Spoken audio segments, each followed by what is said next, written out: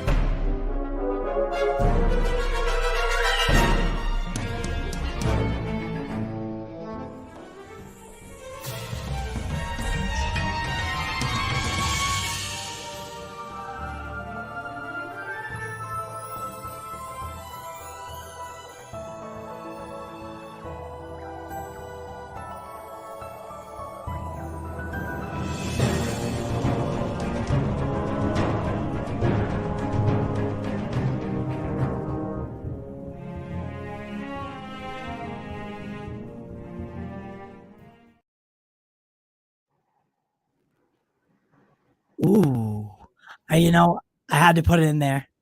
I had to put in Batman just being an absolute savage and just beating on some people because it was amazing.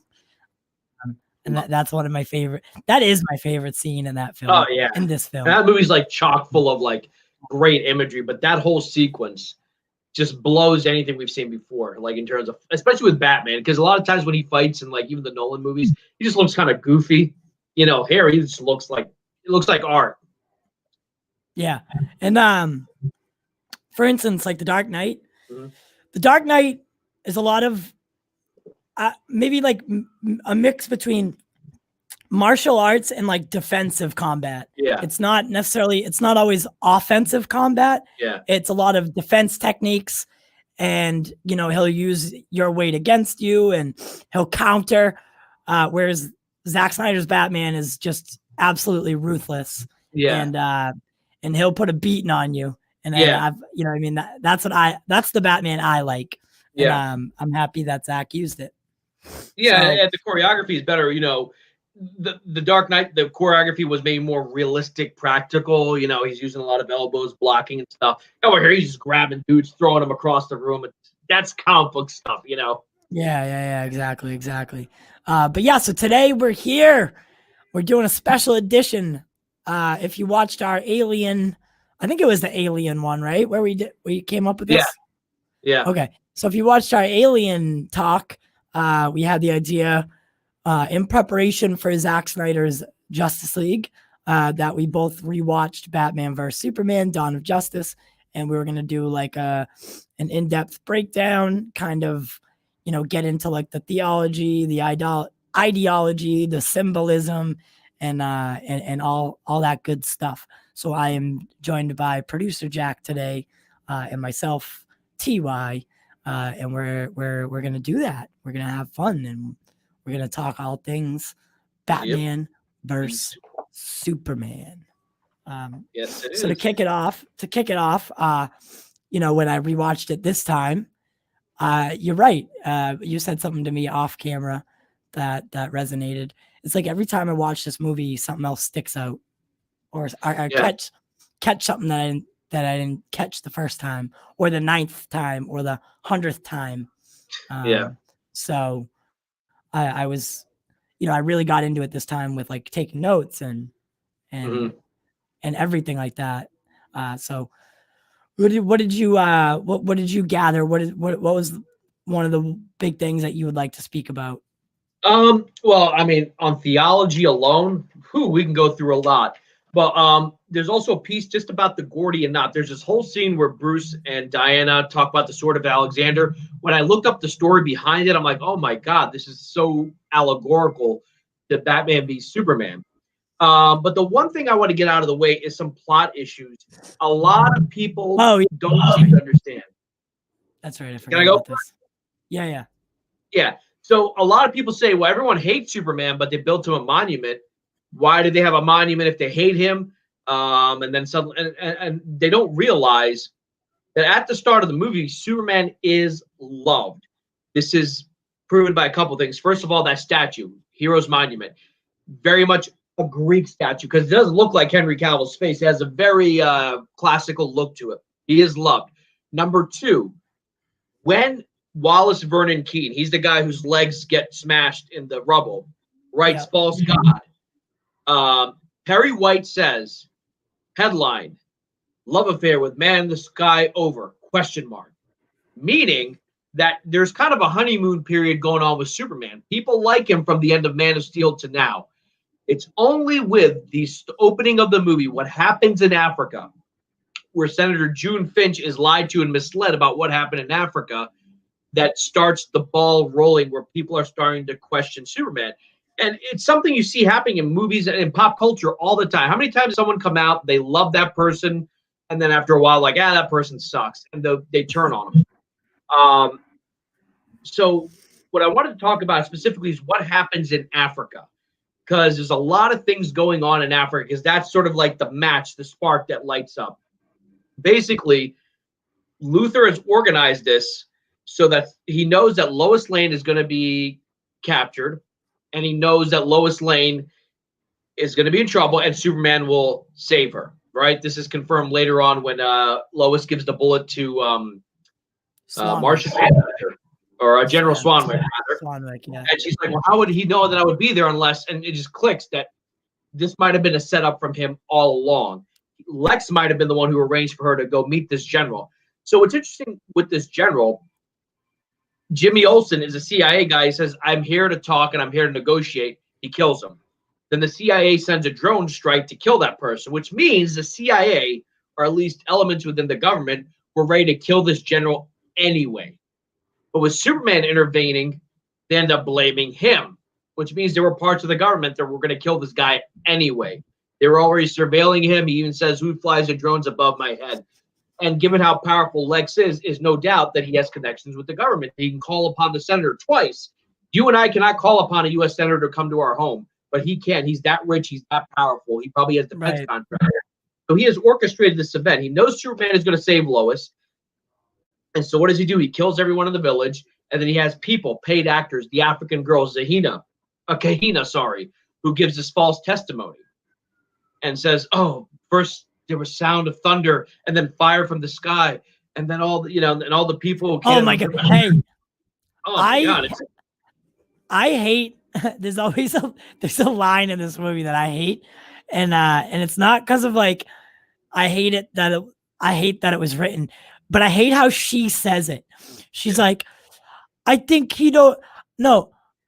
To no one, not even God. To no one.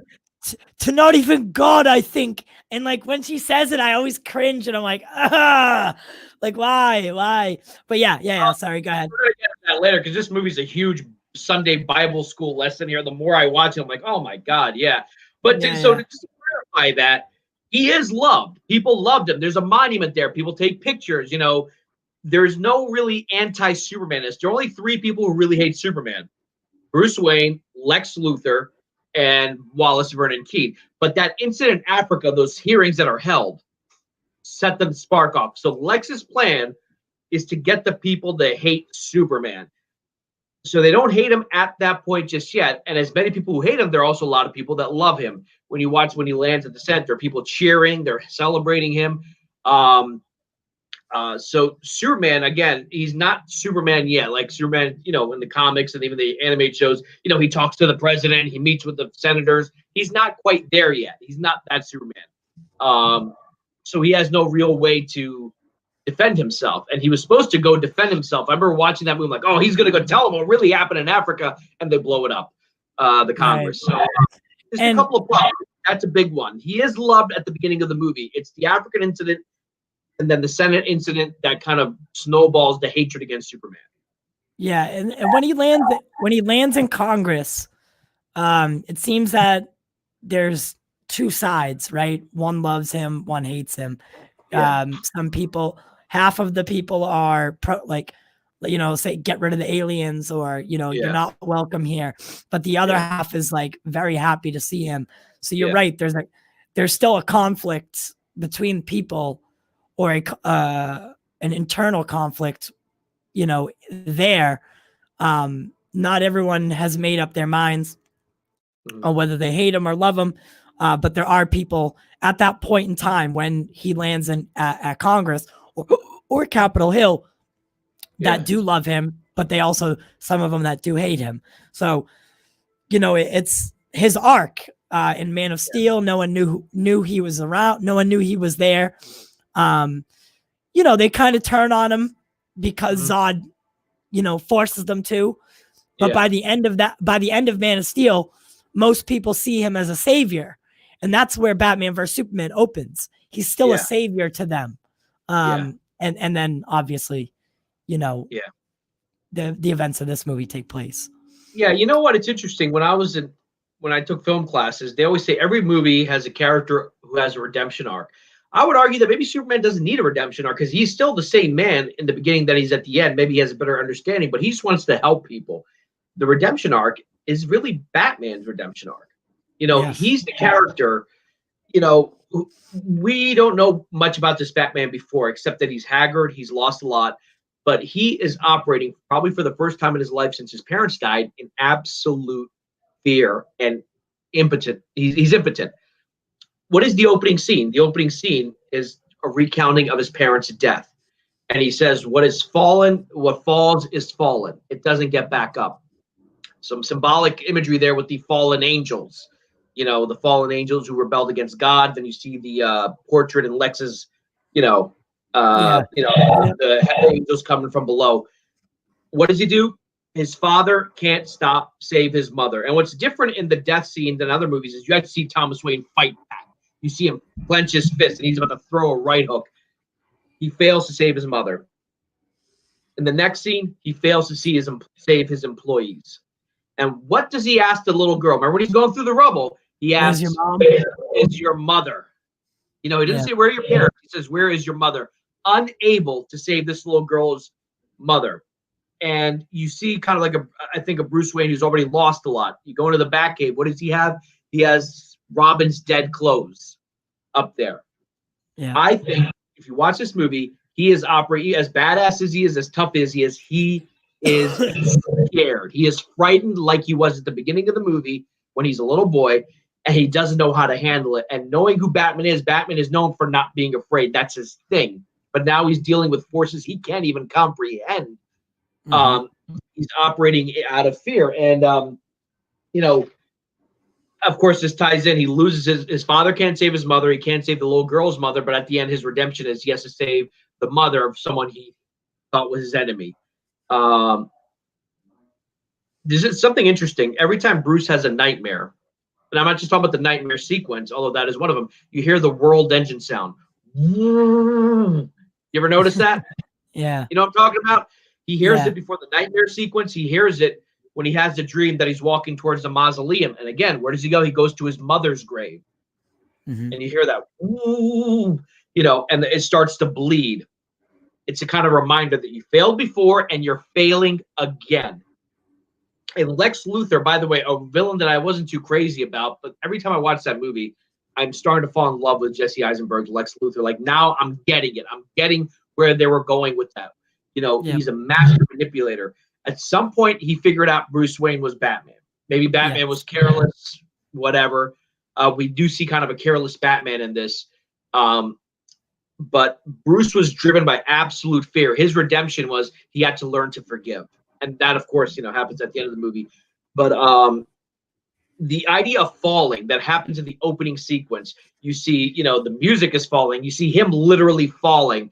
And then the bats raise him up and he calls it a beautiful lie, meaning he's still kind of fallen, but being Batman is sort of maybe to some way trying to save others might help him take his pain away, but it doesn't seem to work. 20 years and it hasn't made a difference.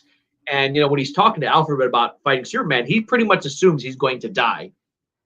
Alfred even says, "So falls the House of Wayne." He's kind of on a suicide mission. Maybe he wants to die. But, of course, that redemption scene happens at the last act.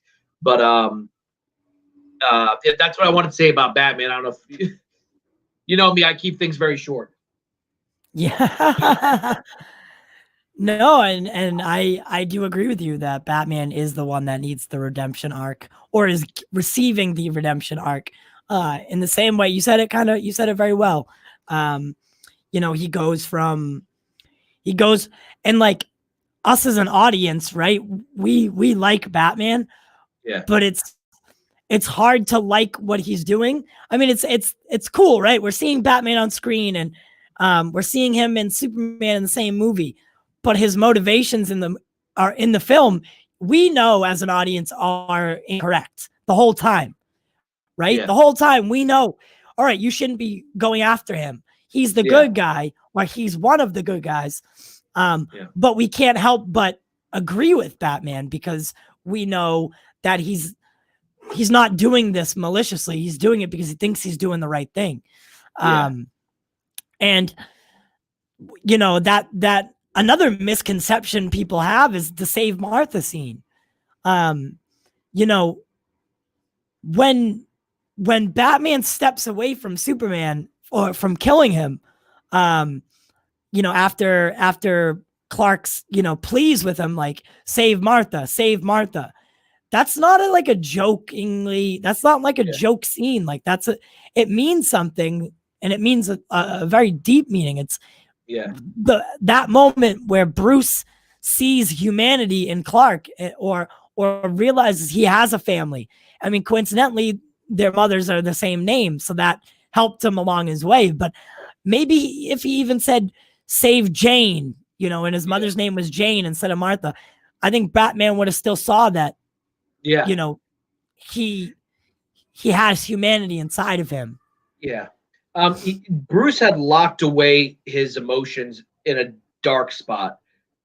There's a great scene where Alfred's like, "You're lying. The white Portuguese isn't a dirty bomb."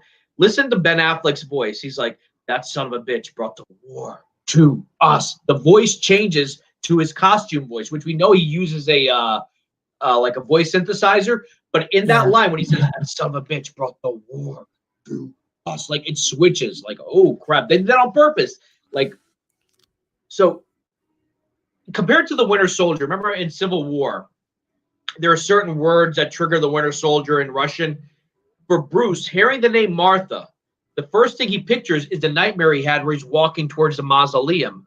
Then he hears his father saying the word. Like, it brings back, he's basically acting out of fear. That's why he stops, turns around, throws a spear. It was kind of like literally almost a come to Jesus moment for him. Like, that kind of like, oh my God, what, you know? And I think that's a beautiful scene, because if you pay attention to the movie, the whole thing of moms. What does Clark do? He doesn't know what to do. He calls his mom. What does Lex do? He takes the mother of God away, you know, threatens her, calls her a witch. The whole theme about motherhood. And it's really interesting because usually in Batman, he's always talking about his father. In this one, his mother plays a role that seems to haunt him. Father couldn't save the mother, couldn't save the little girl's mother, couldn't save all of his employees who died. And I'm assuming that girl's mother in the rubble was a Wayne employee. I think that's the building she's pointing to. So, you know, when he hears the word Martha, he's like, "What did you mean by that? What did you mean by that?" You know, it just, he just shit. Like, he just cannot comprehend. Why did he just say my mother's name? Everything just goes through his head, and he realizes, what the hell am I doing? Like, it just hits him. Yeah. And I think,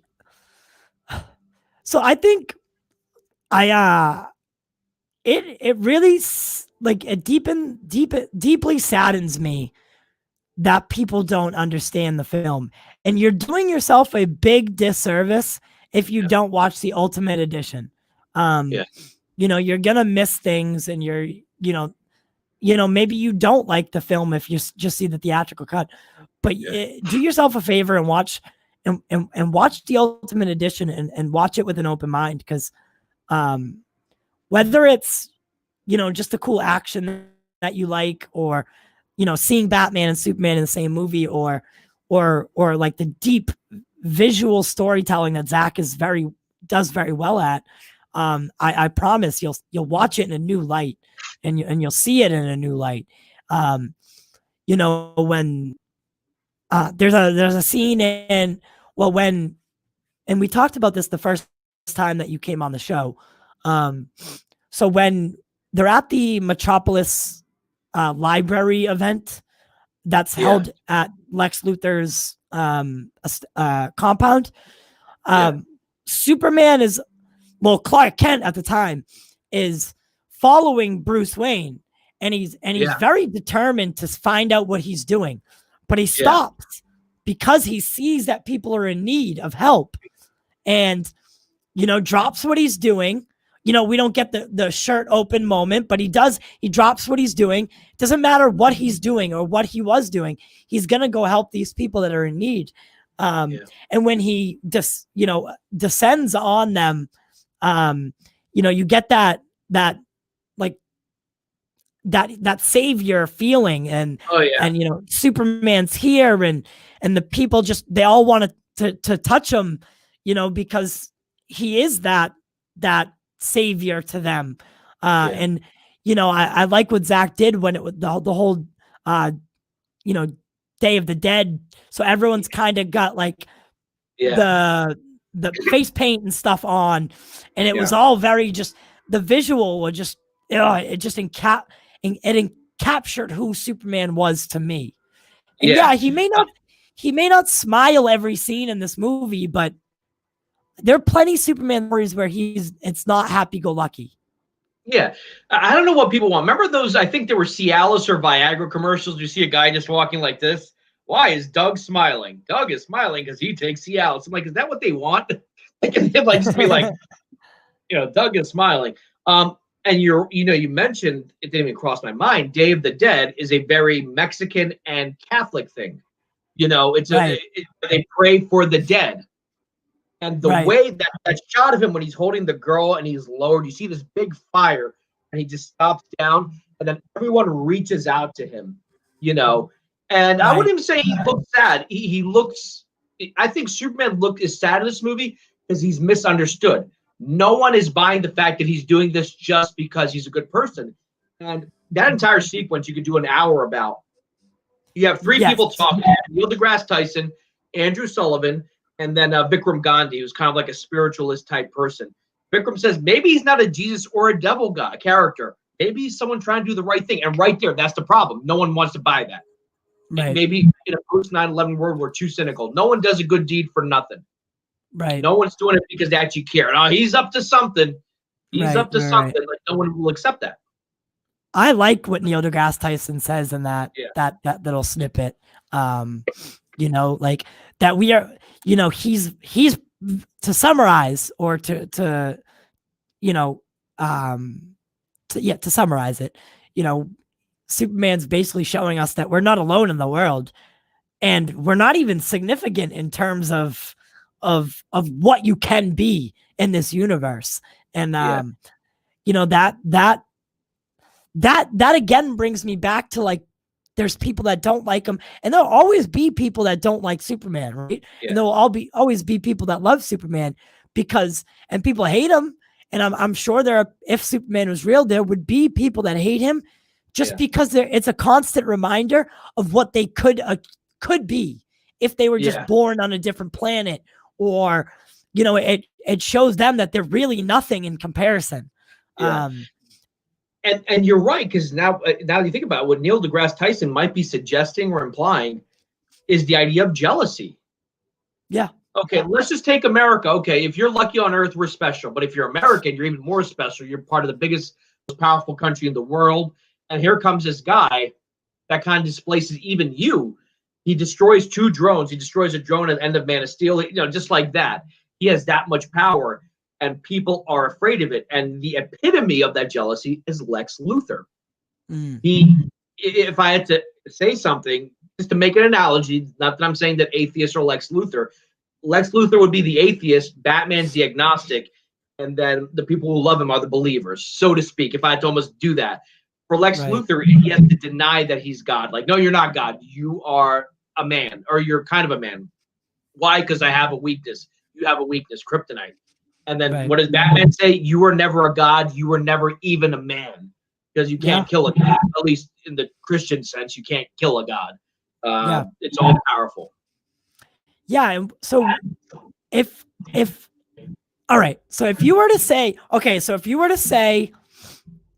that Superman is a god. Yeah. What is Batman? I would say if Is he the Superman devil? is the God slash Jesus. So Yeah. just for everyone to know, within the Christian theology, God and Jesus are one and the same. Jesus is God become flesh. If Superman is God slash Jesus, God among us, then Batman is the penitent sinner, right? The idea is that everyone's sinful, but he's the penitent one. Why? Because he repents, meaning that he's a sinner. He is, and he's literally this in the final shot when they take Superman down, right? Lois is kind of a stand-in for the Virgin Mary. Wonder Woman, you could argue, is maybe one of the disciples. Saint John was at the crucifixion. So was Mary Magdalene. But then you see Batman. Who is Batman? He's a centurion. So a little Bible study here. To make sure Christ is dead, a centurion takes a spear and stabs him, because they had to make sure they were dead before they took him off the cross. He was already dead. And then water and blood falls on top of him, and then centurion takes his helmet off and says, truly, this was the Son of God. So Batman, if anything, is the penitent, the one who actually does believe, who hates God at first, but then redeems himself. His redemption comes in saving Martha. He's like, okay, he Lex Luthor would be the guy who doesn't repent. He was like, no, I don't believe. I don't believe it. Even when I'm caught, I don't believe it. And if that was it, and then I guess Doomsday would represent the devil, pure evil, pure just violence. There's no morality, no principles, just pure anarchy. And who, of course, lets him loose? Lex Luthor. Right. So that's what I would say. Okay. And of course, Batman's called the Dark Knight, Centurion. There might be an overanalyzing there, but No, it's a good comparison. Yeah. So what do you think in this movie gets a bad rap that shouldn't? It is not a deep movie. And I was gonna say, you can't say the whole thing, because I would like examples. Oh, you want like a specific scene, or do you want me to just kind of in general? Plot points, something that's made fun of. We already talked about the Martha scene, but what's something that you really like in this film that gets a lot of hate, or it doesn't get enough credit? Okay, I'm going to give you one that I used to hate, but now I understand, and that would be Lex Luthor's motivation. When you take in sort of the theological thing, I have his quote here. The problem of you, this is what he says to Superman when Superman's like, right here. The problem of you on top of everything else, you above all, because that's what God is. Horus, Apollo, Jehovah, Kal-El, Clark, Joseph, Ken. What we call God depends on our tribe, because God is tribal. God takes sides. This is an important line right here. No man in the sky intervened when I was a boy to deliver me from daddy's fists and abomination. Okay, so let's just take that part right there. Clark talks about his mother. Bruce lost his parents. Lex talks a lot about his father. When the senator comes, and he says, maybe if I leave everything here, Dad will come back. And it sounds like he misses his dad. Yes. Right? Yeah.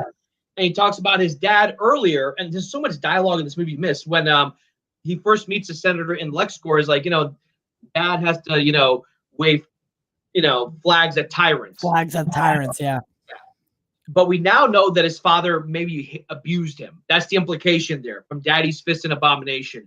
What made Dad like that? Dad grew up in Eastern Europe. This is probably during the time of the Soviet Union. He had to wave flowers at tyrants.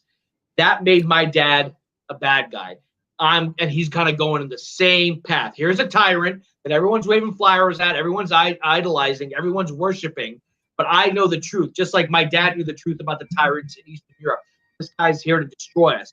And I think Lex Luthor's story, again, I was like, oh my God, he's so stupid, whatever.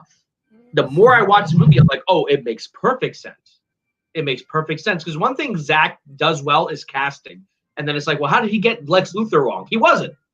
He was making Lex Luthor the atheist. Not atheism in general, but the guy who doesn't want to believe in good, who does not believe you can be good.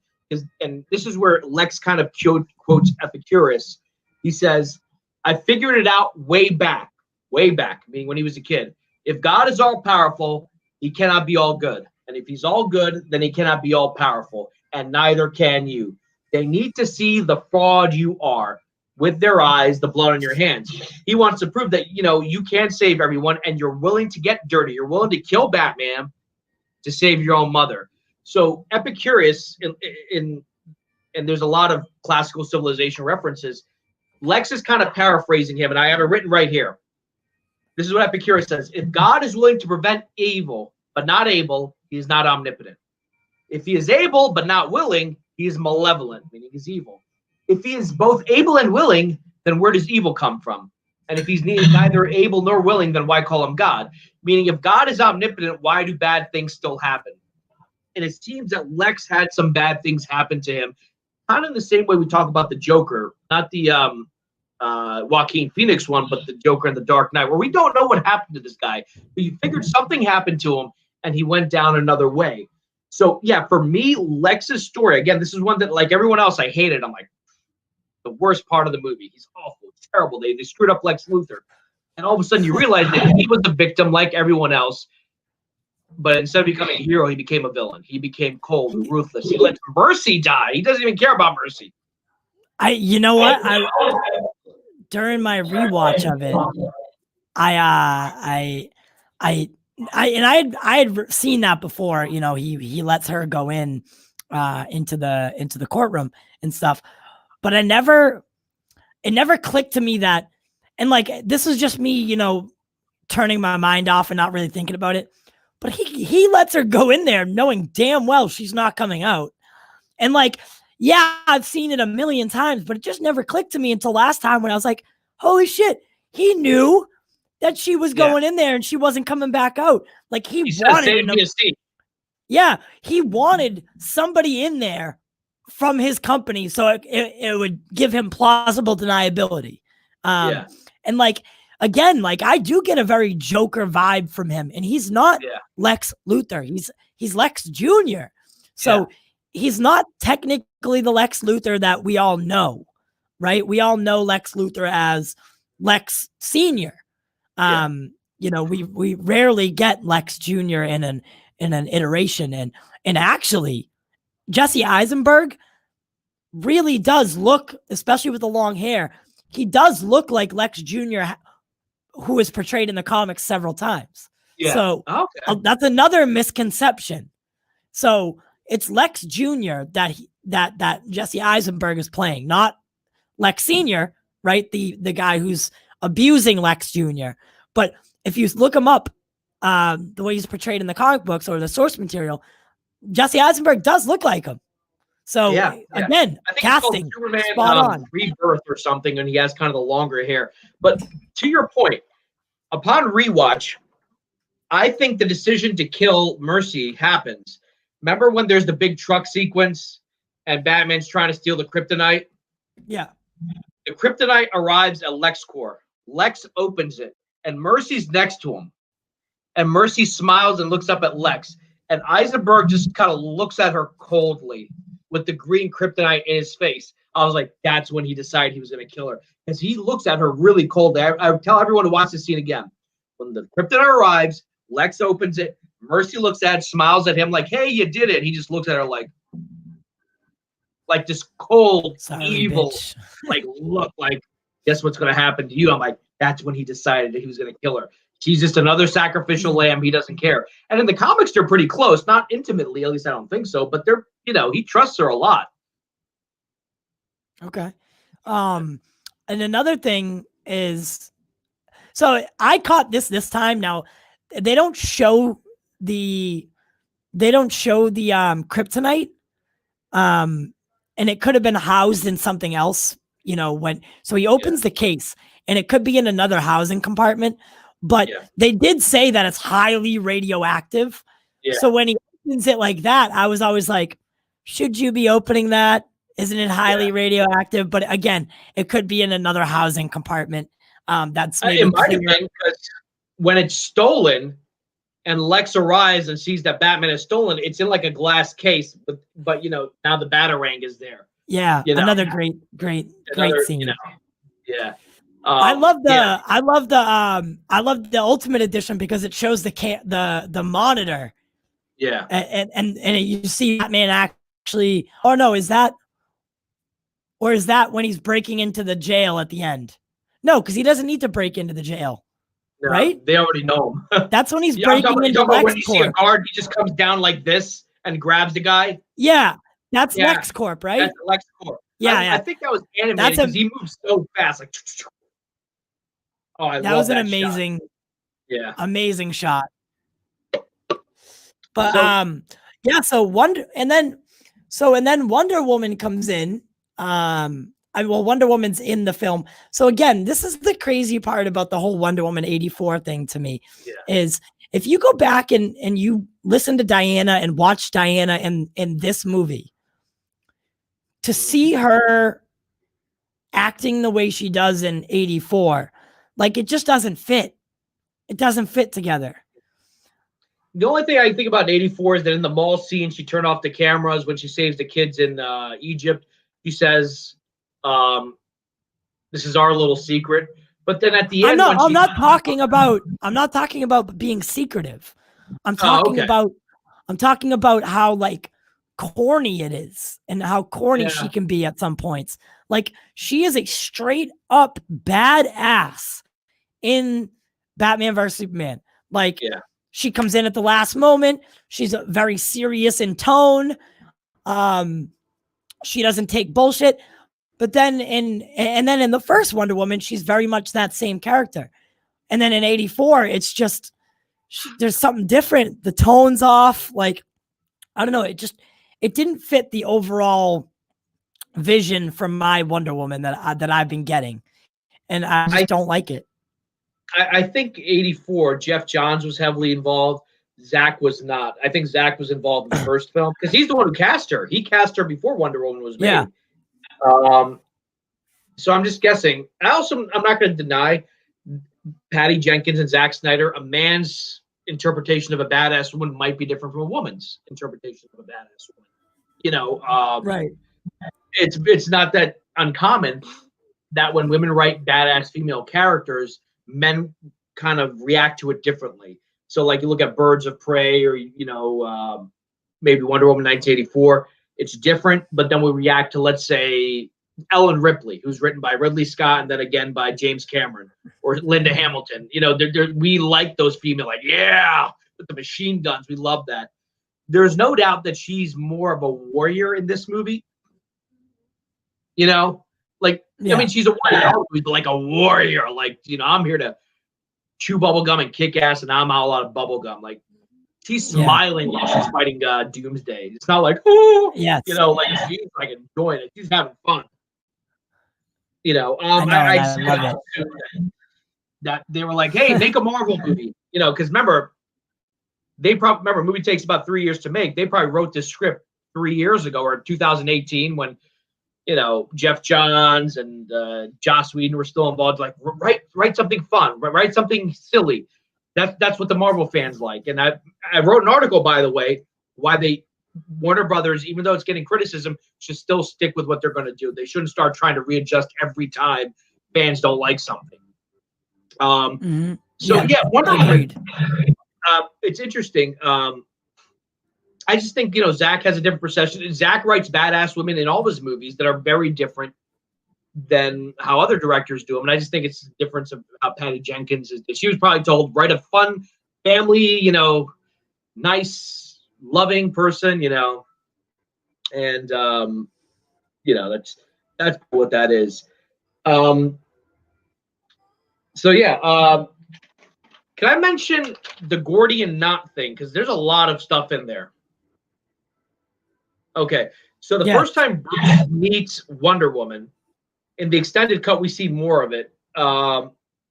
Diana is at some kind of gala, and the curator of the museum comes, and he says, I have found the sword of Alexander, the sword that cut the Gordian knot.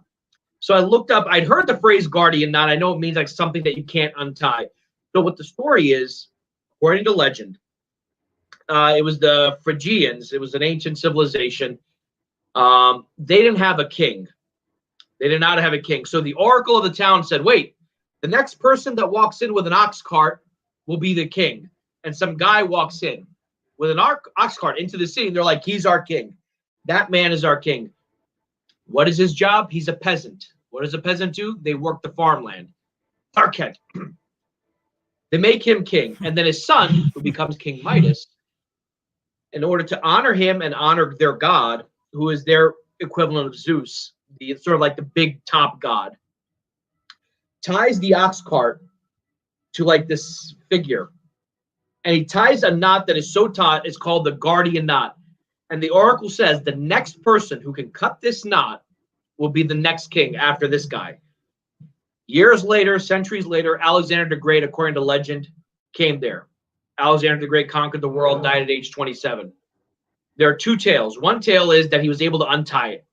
The other tale was he's like, look, I'm already powerful. And he cut the guardian knot with the sword, right? He takes the knot and he cuts it. In that allegory, you could argue that the peasant who becomes king, the farmer who becomes king, not by choice, but is made king, would be Clark Kent. He's a farmer, or at least he grew up on a farm, which means he probably did some farm work. There's a lot of farms in Pennsylvania. Every kid who lives on a farm works on the farm. He's a peasant. You know, he's not rich. He doesn't come from wealth. He becomes the king. And then Batman would be Alexander the Great. And what is the first thing Bruce Wayne sees when he sees the sword of Alexander? It's a fake. You know, why? Because he's got the spear that he's going to cut the guardian knot with. He's going to kill the king. You know, and I was like, oh my God, what's such a small scene? But when I actually looked into it, I'm like, Zach put that there for a reason. He wasn't trying to sound smart. There's actually story there that matches up with what you're seeing. When right before Clark meets Bruce Wayne, in the background you hear a song, Night and Day, you are the one. I was like, how did I not hear that song, Night and Day, in the background? When they first just does some really cool stuff, you know, removing the guardian knot. And for Bruce, maybe removing the guardian knot was saving his mother, of course, but getting into that. But there's just so much in there, you know, in this movie. You can take a scene and just break it apart. And again, that's my overall thing. I think people really misunderstand this movie. They're watching this movie like they're watching Iron Man 3 or Thor: The Dark World. Oh, it's a bad movie. It's just, you know, it's just CGI everywhere. And it's like, no, it's not. It's actually really, and it changes the way I look at Zack Snyder. Yeah, and like the thing about Zack is his attention to detail is it's unreal. At how nothing in a scene, like there's nothing that from start to finish, nothing ends up in this in his movies that isn't deliberately placed there. I mean, you could say that for every movie because some, you know what I mean, things are placed on sets. But what I mean is, there's nothing in scenes of Zack Snyder's that aren't thought about, analyzed, and you know, shot in a way in which will highlight them, down to the score. You know, the music that plays in the background or the sound effects. Zack does a really good job at like telling you a story with multiple different ways of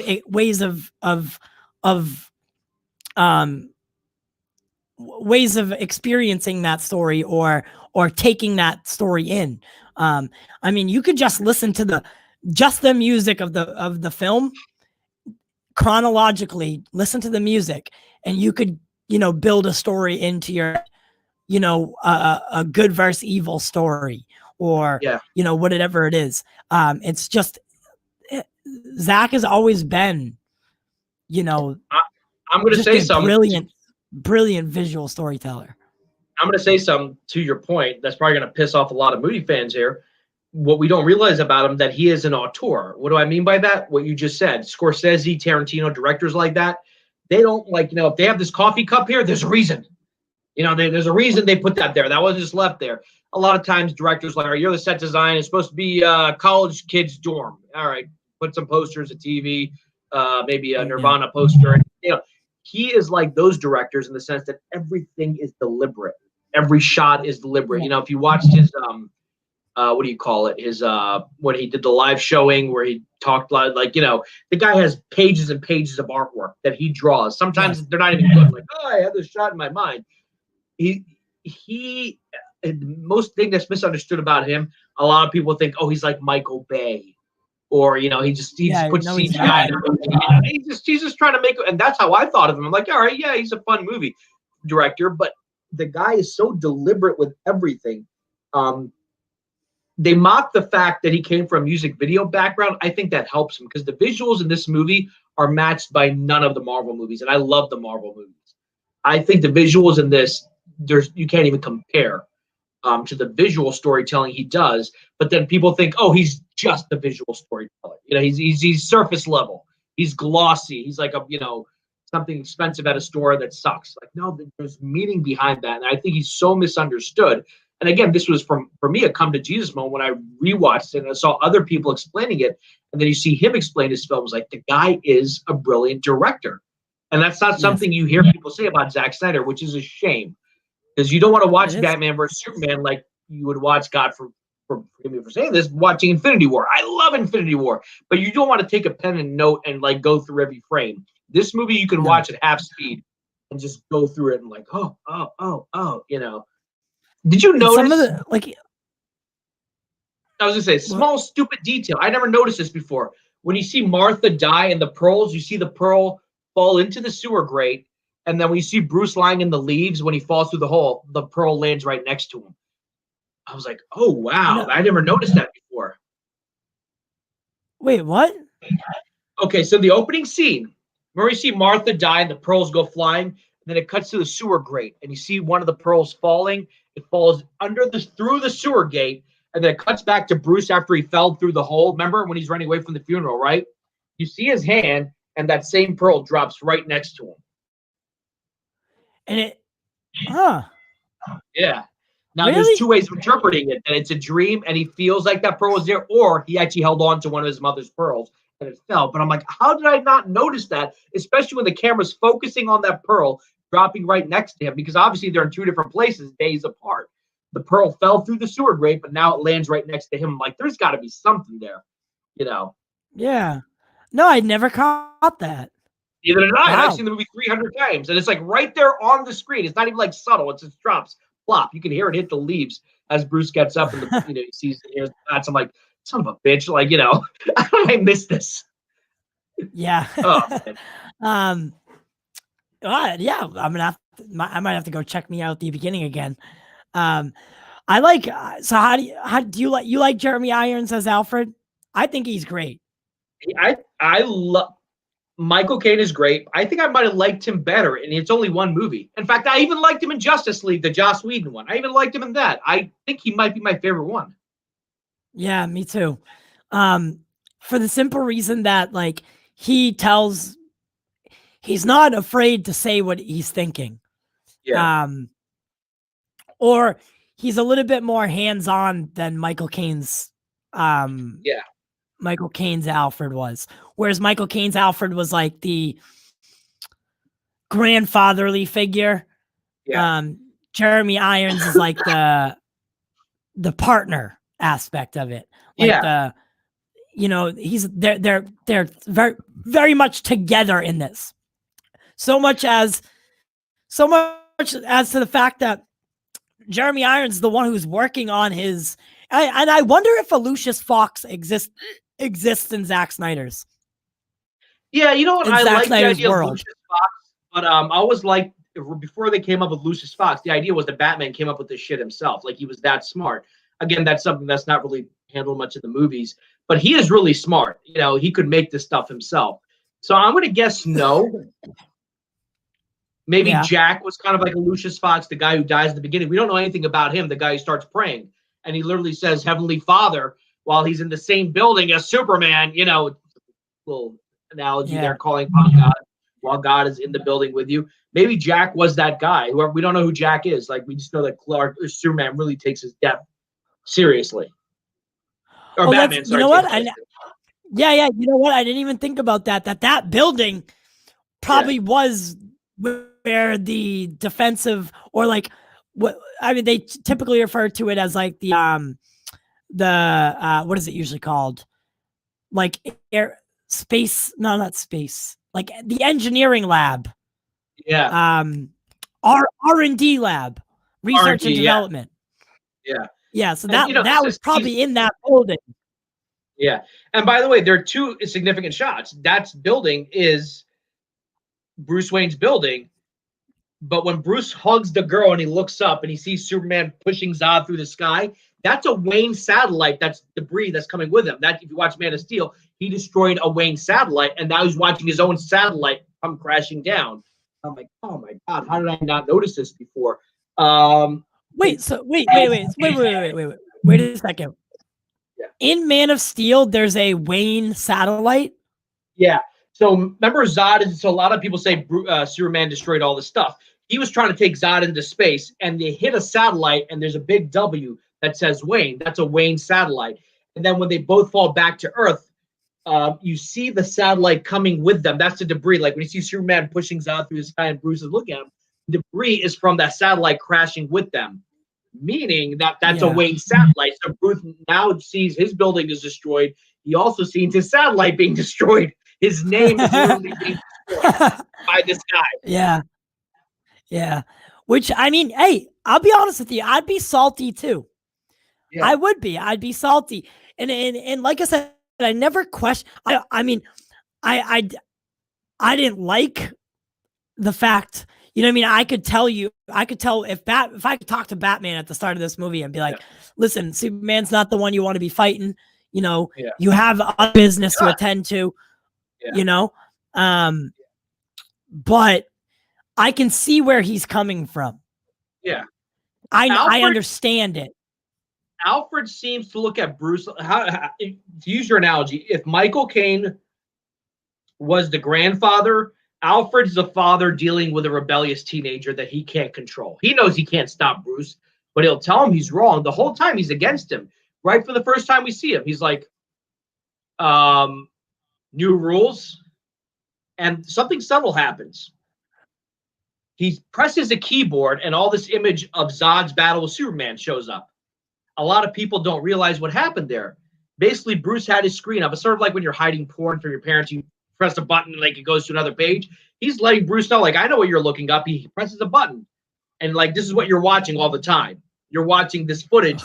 It didn't happen to be there. Bruce had it, like, on another page. Alfred presses a button. And I'm like, how did I miss that? He's like, this is what you're watching. Wait. You know, you're wasting your time. And this is how it starts. The fever, the rage that turns good men. He's talking about Bruce. Like, I can see you going down a route, but I can't stop you. You're 18 years old. You're 17. I can't stop you. Right. You know, you have your own license now. You have your own license. What'd you say? License? Yeah, like, you know, when you're 17 and you have your own car and, you know, you have your own license, you can drive off. I can't stop you, that type of thing. Okay. By the way, right over there, he's an Uber driver who delivered my food and we hit it off. So he's watching us. Thank you for joining us. You plugged the channel to your Uber driver? Oh yeah. My man, that's how we do it. Let's see what this says. Uber Eats or whatever. DoorDash. Well, Uber Eats is Uber Eats and DoorDash is DoorDash. Which one was it, Jack? We're all dying to know. This was Uber Eats, I think. Well, maybe he can tell us right in the comments which one you were, Rashad. I have watched it. The storytelling is great. It's the casting of Ben Affleck as the character didn't catch me. What is Big Drip saying this? I don't know. Maybe Big Drip is Raging Entertainment. I think that's Charlie. Yeah. They're probably hanging out right now. Yeah. They're hanging out watching Ben Affleck's Daredevil. So let me address that issue because I think a lot of people, I don't think it's Ben Affleck's performance. I think it's Ben Affleck people just don't like. I don't know. Yeah, no, I agree with you. I agree with you. It's definitely Ben Affleck that they don't like. A lady, she's like, oh my God, Ben Affleck is the worst Batman. I'm like, oh, have you seen Batman vs. Superman? It's like, no. I haven't seen it. But oh my God, he's just the worst. And I'm like, ooh. Because I think Affleck had a journey. You know, he started off the pretty boy doing all these kind of, you know, romantic comedies, maybe did Armageddon and Pearl Harbor. And then there was this period in pop culture where his relationship with Jennifer Lopez it was like the royal wedding. I remember there were, 60 minutes of the whole thing about the two of them. And, they don't see him as a serious actor. And I think as an actor, he changed when he, interestingly enough, played George Reeve, who played Superman. By the way, Ben Affleck is the only actor to play Batman and Superman on the big screen, technically. Yep. Turning into a serious actor. I think the Ben Affleck of now is the Ben Affleck of Argo, of The Town, of Gone Girl, a more serious, dramatic actor. And we know he's a good writer and a good director. And I think people just can't get past that young Ben Affleck thing. I'm going to go ahead and say this right now. I have always been a Michael Keaton fan. Michael Keaton will always have a special place in my heart. But as time goes by, I think Ben Affleck might be my favorite Batman. Ben Affleck is my favorite.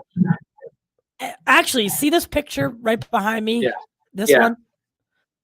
Mm-hmm. The moment. I'm not even joking. Christian Bale, because Michael Keaton was my Batman for a while. Because that was like the better Batman to choose from, right? Yeah. But then Christian Bale was my Batman because Christian Bale was a great Batman. Well, okay. Christian Bale wasn't Christian Bale was a good Bruce Wayne. Yeah. I'm not always too crazy about his in-suit Batman. I don't know. It just now that I have something else to like. Yeah. Okay, here's Ben Affleck's Batman, and here's Christian Bale's Batman. I'll take Ben Affleck every single day over Christian Bale. But it was the moment that I saw this picture. At that moment, everything changed for me. Everything changed, and I was like, that's Batman. Yeah, that looks like Batman. I'll tell you this right now. What is the most Batman moment in all the films, going from the Adam West film to even Justice League by Joss Whedon? The most Batman moment ever is in the beginning of the movie when he sees the building collapsing and everyone is screaming and running, and he just runs right into the rubble. That right there is Batman. He's not even in costume. That's Batman right there. He sees a building collapsing and he just runs right into it. He's trying to save his family. He's trying to save his family because Wayne Enterprises is the closest thing he has to family. He can't save them either. Yeah. That scene that's a great sound.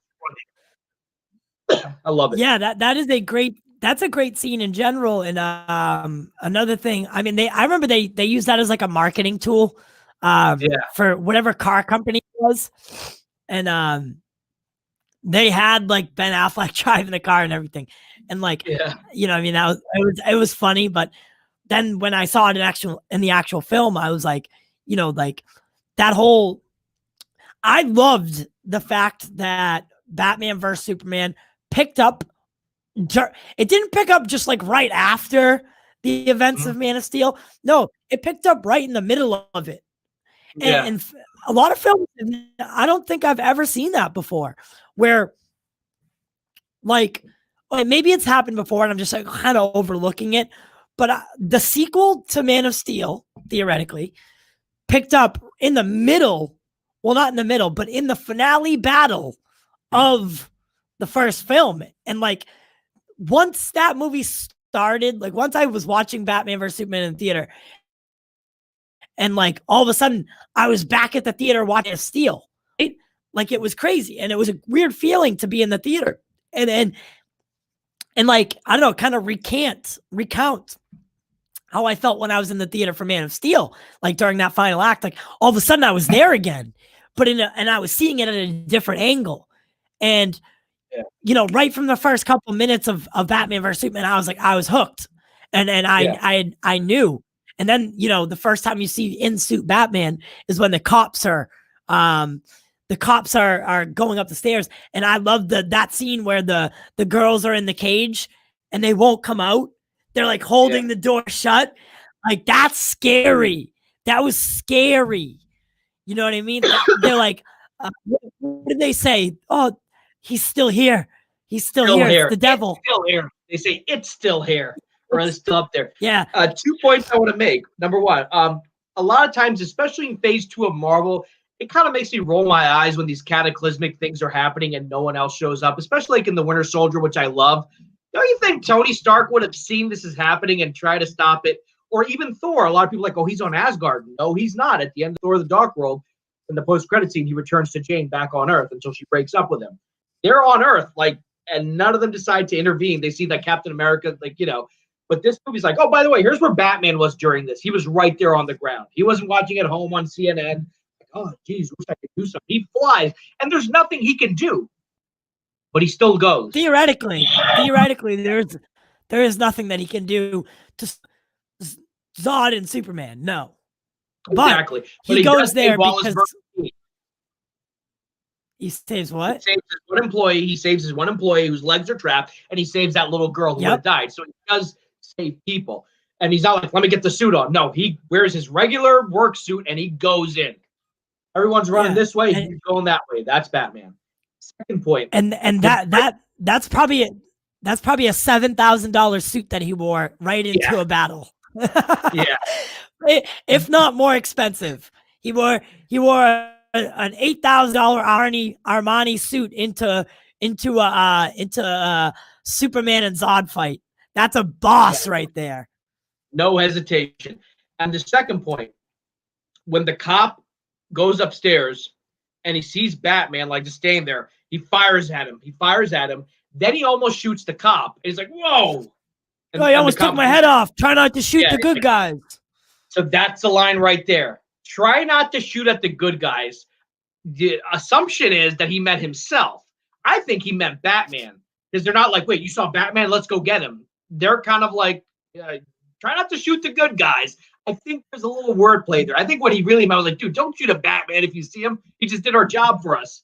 Because at no point it seems that the cops are like, trying to stop Batman. In fact, there's In fact, later on, when they're talking about Bat brand of justice, they're saying that the cops look the other way.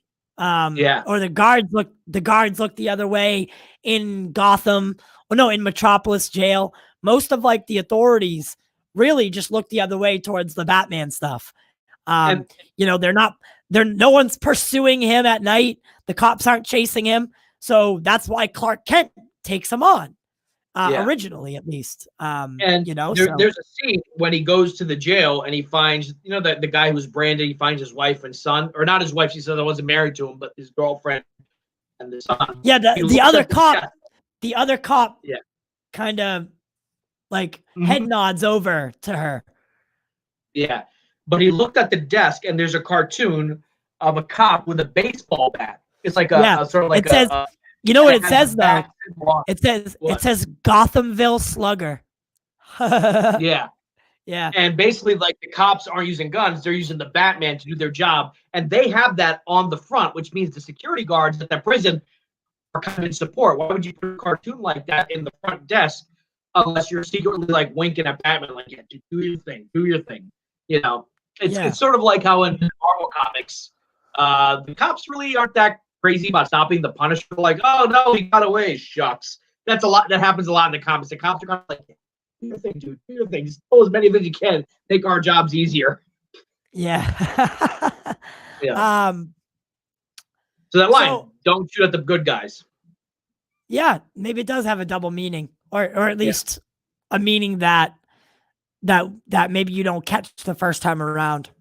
If you had to give Batman vs Superman the Ultimate Edition a score 1 to 10, what would be your score?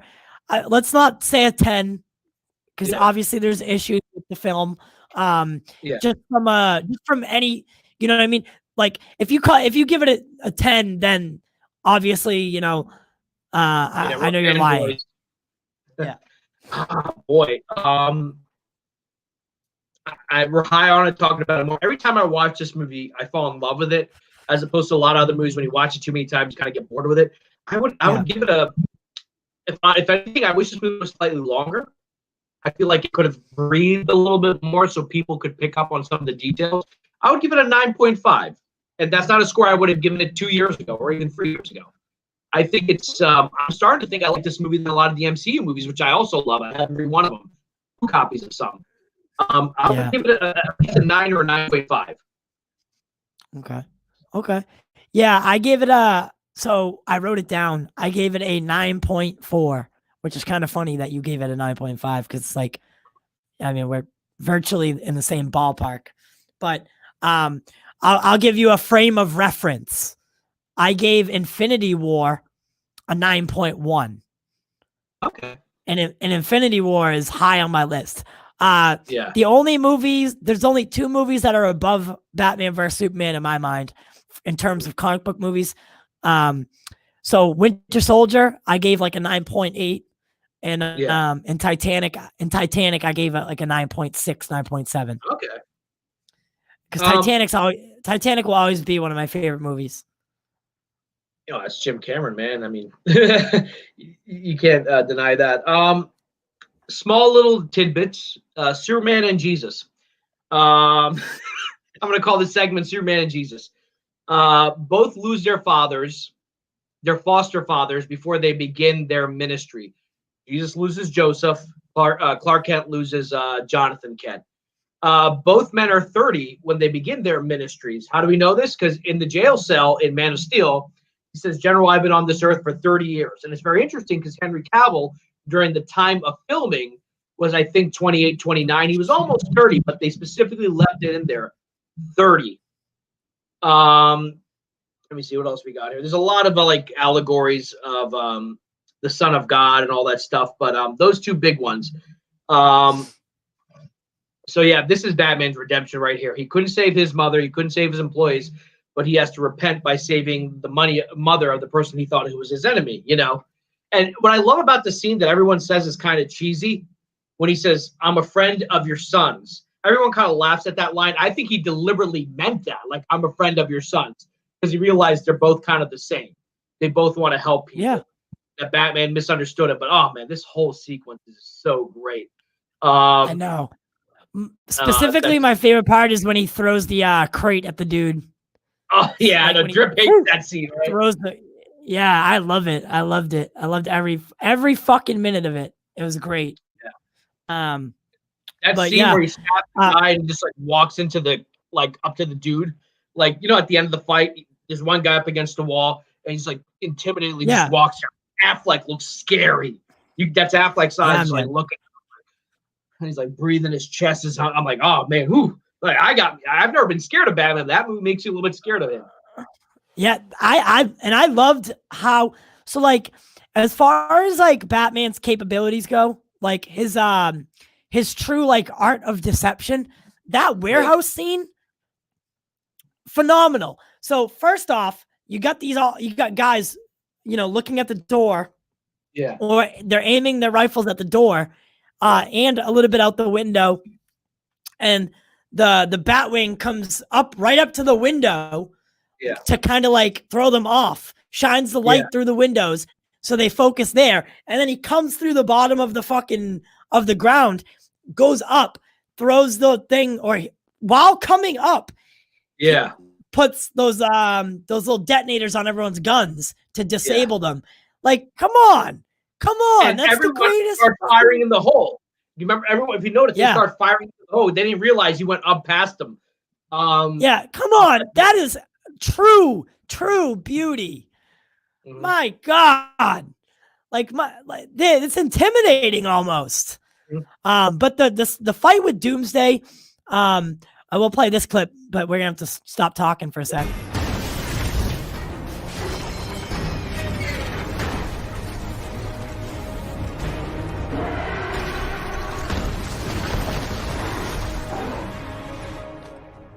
Oh, shit.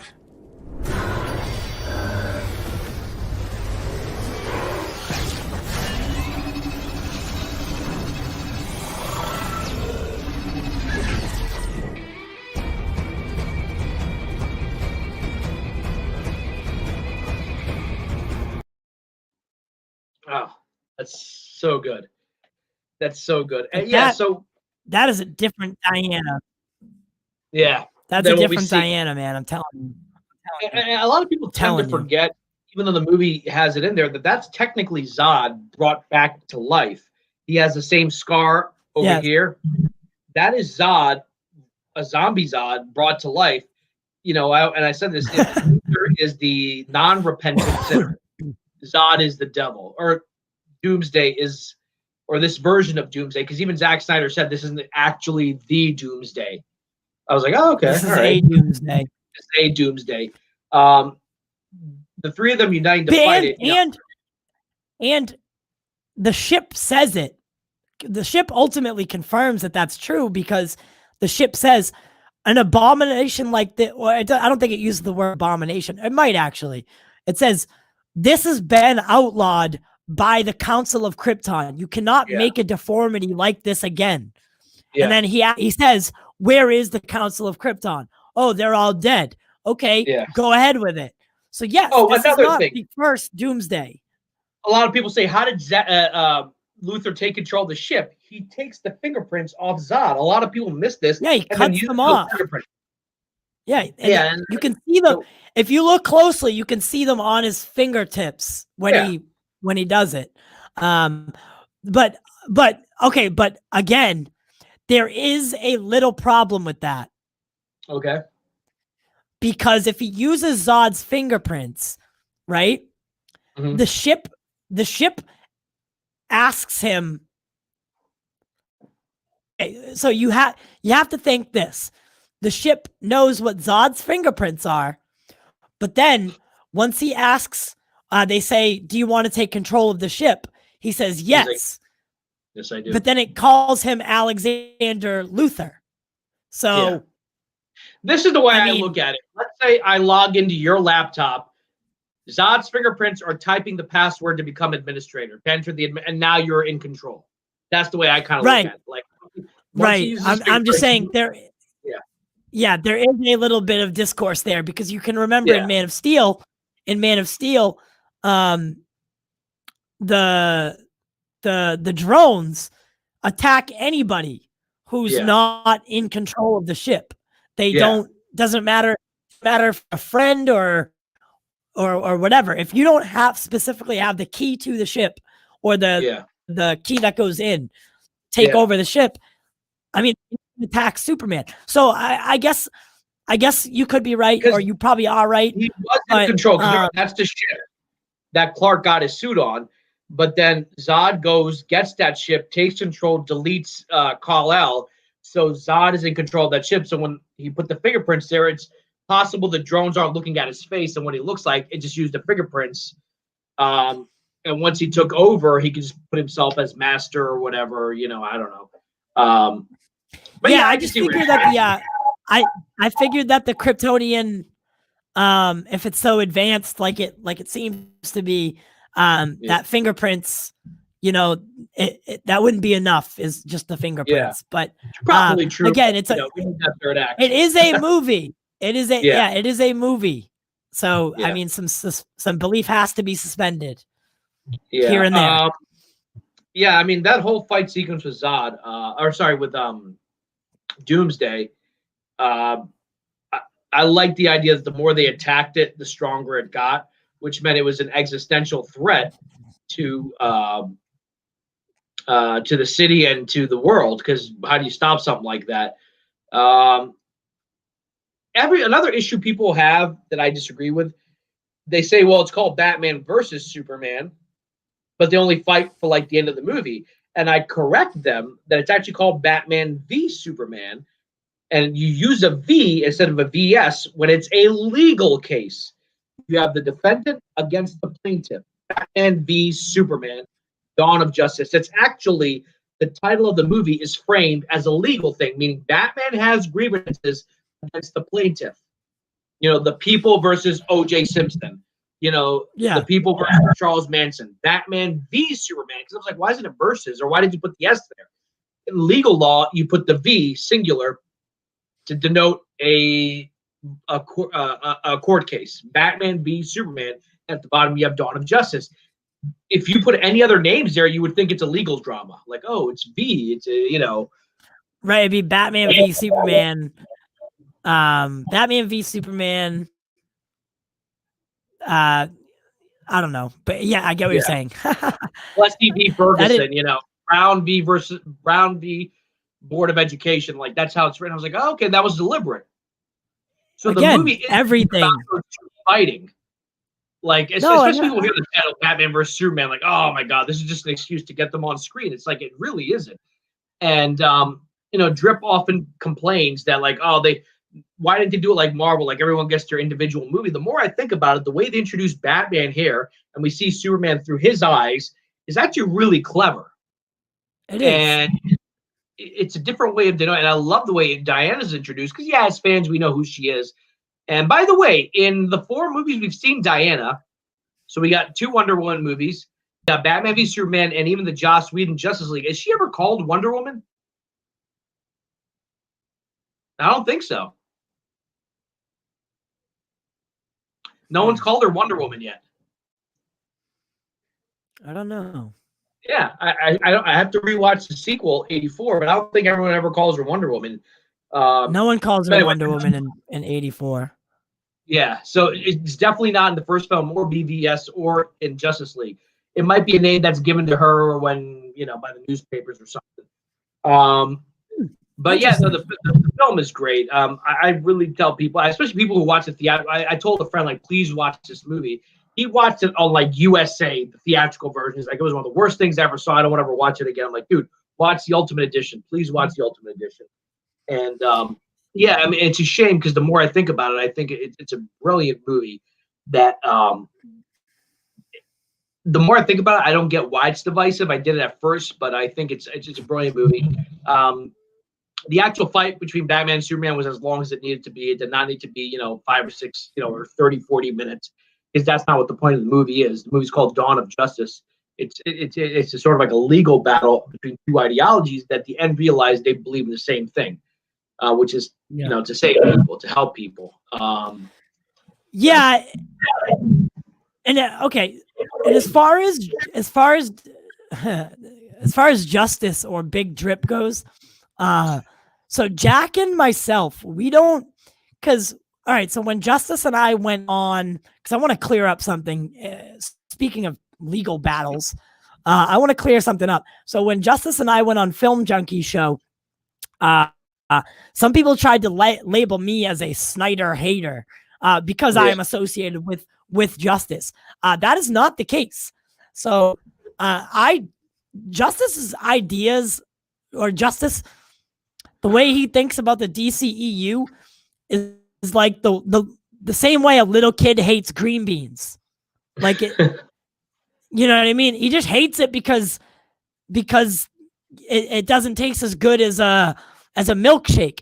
Like, in terms of why he doesn't like the DCEU, his opinions never really quite make sense.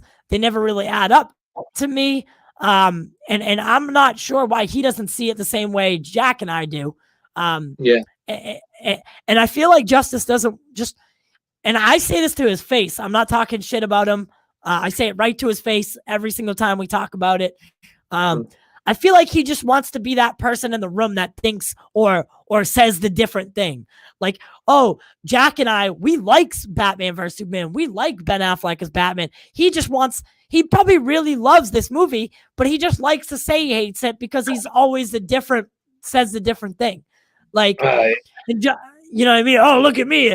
I'm Justice, and I hate Ben Affleck's Batman.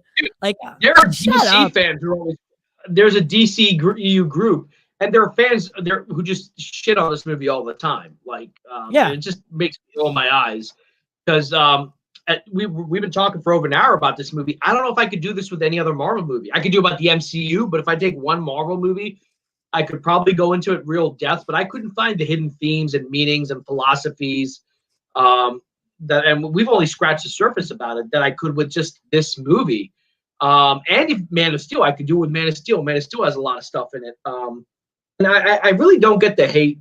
It's not like people are like, yeah, it wasn't that good. They're like, it sucked. It was the most awful thing I've ever seen. And like, just people like start foaming at the mouth. Yeah. And these are same people will be like, yeah, For the Dark World, it's all right. It's not my favorite. Just move on. Like you can spend a lot of time breaking this movie down. And we could probably do another one of these right before the Snyder Cut. Because technically, canonically, in the timeline, this is the most recent film, I guess, in the canon. Yes. Am I right? And obviously there's Birds of Prey, but like it's Shazam. But in terms of these characters, this is, there's even Wonder This Woman. is the this is the movie that will lead right into Zack Snyder's Justice League for the most part. Technically, I guess the Suicide Squad, the actual air cut would be the one that leads most recently into it. If we had seen the air cut the way it was meant to be, or the Suicide Squad cut the way it was meant to be, but and that's another movie that I think has its good moments. It really does feel like a trailer the whole time. Like you're always waiting for like the better part to show. It's very corny. And you can definitely tell it wasn't the way it was supposed to be. But that's another movie that I think it didn't get enough love. But and I get it because I didn't love it either, but I didn't think it was as bad as everyone makes it out to be. I really don't. And maybe that's the optimist in me. But then again, I didn't like Wonder Woman 84. So and I enjoyed Wonder Woman. With Suicide Squad, the more I watched it, the more I've come to like it. Because with a movie like that, you can focus on one thing. I love Margot Robbie as Harley Quinn. I liked Will Smith as Deadshot. But yeah, technically that would be the most recent film in terms of timeline. See, I wish Will Smith was coming back as Deadshot. I thought him and Harley's Harley and his dynamic was really done well. Weren't there rumors of them hooking up during that? Yes. So there's a little bit more of that in the Snyder. I mean, in the air cut. So it goes a little bit further. Yes. Or that's what David Ayer said, that something else happens. Maybe they even actually do. He said that there's a little bit more of a romance between those two. That takes place, which I think would be, I think it, I mean, all the context clues were there. Yeah. All we were missing was the actual act of them getting together. And then Deadshot kind of using Harley to help, not using Harley, but like using her to try to get the Joker to come and save them both. Deadshot's very much a family man. Like at least he wants to get to his daughter, and he wants the best life for his daughter. So his motivations, they're not evil. They're not evil. He's trying to make a life for his daughter. And he has to do bad things in order to, and he admittedly he likes it, but you know what I mean? He likes doing the bad things, which makes him a villain. But he was a villain that I could see why. Especially after BVS, you see the way Batman handles that one scene where he actually arrests or helps arrest Deadshot. He's actually pretty chill, like compared to the Batman we've seen. He's like, I don't want to do this in front of your daughter. Like, he's actually pretty like hands off, like, your kid's here, let's just come quietly. It's almost like, and you compare that to when he rescues Harley Quinn and just punches her in the goddamn face. A lot of people were upset with that. I'm like, dude, he does it. He punches villains. But he's right. But you'd have to, he is. But what if Suicide Squad took place before Batman vs Superman? It wouldn't have been like that, because he would very much still be that. Yeah, he was very much that angry Batman still, but it took the end of Batman v Superman for him to kind of gain his humanity back, something that he had lost in the 20 years since. So who knows? I mean, I think Superman's death made Batman a better hero. Oh yeah, absolutely. The line where he says, a lot of people hate this, or this makes no sense. I failed him in life. I won't fail him in death. That's the sinner repenting. How did he fail him in life? He actually saved his mother. He actually, if he hadn't made the kryptonite spear, wouldn't have stopped Doomsday. But there's two scenes of Bruce Wayne in a field. The first scene is the nightmare, is one of the dreams he has when he's walking in the field. and there's no path. He's walking aimlessly in a field to his mother's to the mausoleum where his mother's buried. After he speaks to Diana and leaves, he walks. Last time we see Bruce, he's actually walking down a path in that field. He has now gotten back his sense of justice, dawn of justice. How do we know this? Because he doesn't kill Lex Luthor. He cocks his fist, and he could have killed Luthor right then and there. The Batman we've seen so far in this movie would have done it, but he doesn't. He spares him because he's back to being Batman.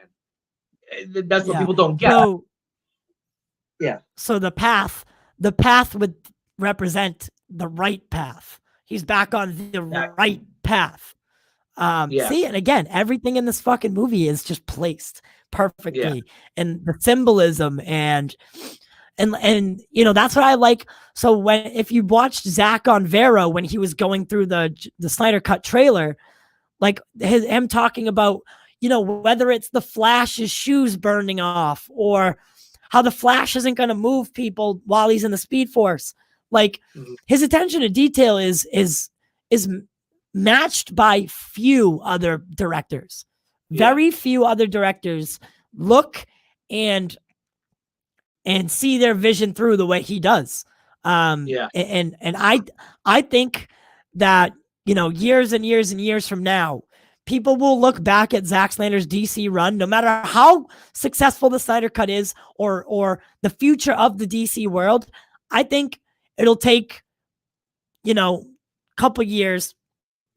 People will look back on the Ultimate Edition of Batman v Superman and Man of Steel, and they'll start to put it together like, okay, this was magical. This was something that you know, he tapped into something truly special here. Yeah, he did. You know, and it's a shame because I don't know, some article was posted. They interviewed Walter Hamada, and Walter Hamada didn't say this. He's the president of DC Films, but the author said that. Really? In a cul-de-sac. I had no idea. Yeah, and the idea is that you know, this movie's kind of doing its own thing. You know, we're doing the multiverse. I would love if Zach. I know he's asking a lot, but the Snyder Cut was asking a lot for this movie, for him to get Justice League 2 and 3 to finish his 5-film arc. I think he deserves it. But the problem is, it's already happening. The people who just went, you know, after BVS with like pitchforks and, you know, torches are already going after the Snyder Cut. They're like, this movie's going to suck. You think some extra scenes are going to make it better? The first one's, you know, like just that it's already there. Which is a shame because I know what's going to happen. This movie's going to come out, or at least the episodes, and Rotten Tomatoes is going to be like, oh, you know, it's not that great. And Marvel fans are just going to play that Rotten Tomato score again and again. I told you they're going to say that Joss Whedon's version was better. I can already see it happening, you know, that negativity. But I tell the fans to say, be positive because, like, if you like the Ultimate Edition, you're going to like this because Zach has more freedom to do what he wants to do. He's also reshot them things to make it flow better. I'm excited for it. I hope it's judged for itself and not based on the hate because people are very easy to jump on a bandwagon. Yeah, I hope it's judged fairly.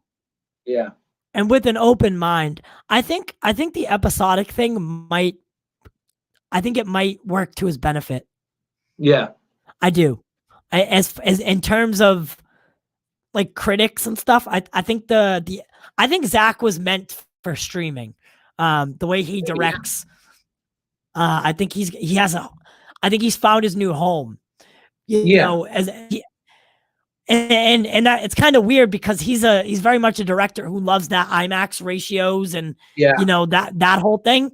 But I think he is going to thrive in the world of streaming because he has more freedom, more of a chance to not be bound by time restrictions or a studio that's lurking too much. He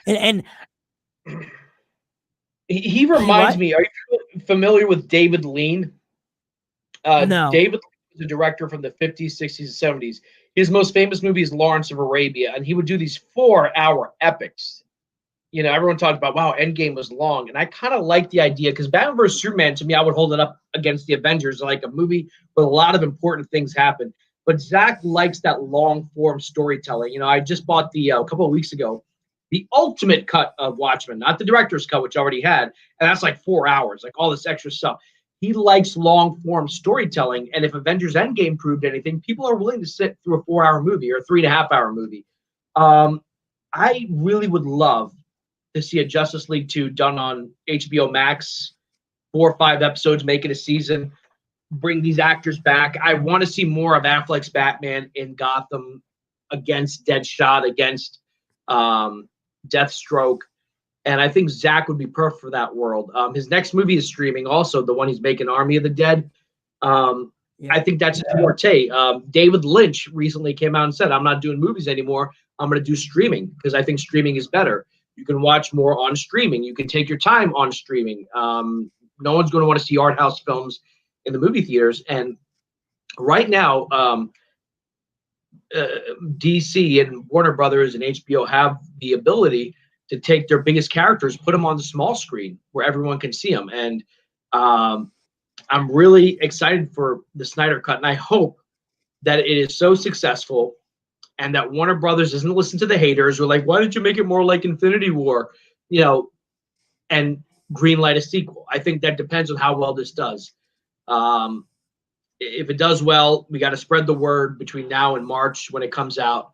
I know I'm doing my part. Every person I talk to, you got to see these movies. You know, you got to see Man of Steel and BVS, the Ultimate Edition.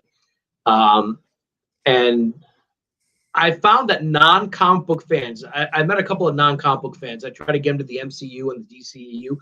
They will like, mostly adults, will like the DCEU better than they do the MCU because there's actually something there to pick apart. My ex-girlfriend, Stephanie, hello, Stephanie. She usually watches still. You know, if she wasn't really big into the superhero films, but I came home, right? So we watched Man of Steel together. Yeah. I came home one day and she was watching Batman v Superman on HBO Max. I wasn't even there. I came home and she was watching it on the couch. And she's like laid down, curled up with like a snack. I was like, are you watching Batman v Superman right now? She was like, yeah, it's actually really good. I was like, all right, pause it because we're gonna, you know, because this is the sexiest thing I've ever seen. Yeah.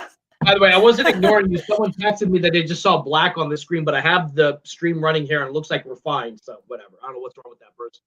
But my sister is not really into these. Yeah, by far the sexiest thing I've ever seen. Again and again and again. There was a period, especially when I just got this TV in 2017, and we just watched the Ultimate Edition all the time. It's like, you just want to go back and watch? I'm like, yeah, sure. Let's just keep watching it. And now during the summer, ever since they announced the Snyder Cut, I can go back and watch this with a little bit of hope because it's not like the end. You know, like Batman vs. Superman was the end. There's no more except for the Justice League. But like you can go back and there's hope with this movie, and I'm really hoping it's I know it'll be successful, but the question was, will Warner Brothers panic when the trolls come out and say, well, how come Batman did this? You know, how come Superman's not smiling? You know, when the justices of the world, you know, pop their ugly heads. Yeah, the justices, but like, you know, like they'll say, you know, the point is kind of well, Batman doesn't kill. Yeah, but that's the point of the movie. He's been pushed to a point where like he has snapped. And like I said this in the comics and the films, they don't usually push him to that point. You know, they don't push him to the point where he snaps, you know, and I like that Zach takes these characters into dark places. I would prefer I love the Richard Donner Supermans, but for this world, I think Man of Steel is a better Superman movie. The Donner one might be more accurate, and Christopher Reeve will always be, you know, the top dog. He was the guy who made Superman. When I think of the word Superman, I picture Christopher Reeve. But recently, that's been changing. Yeah. And I think Henry Cavill is a great actor.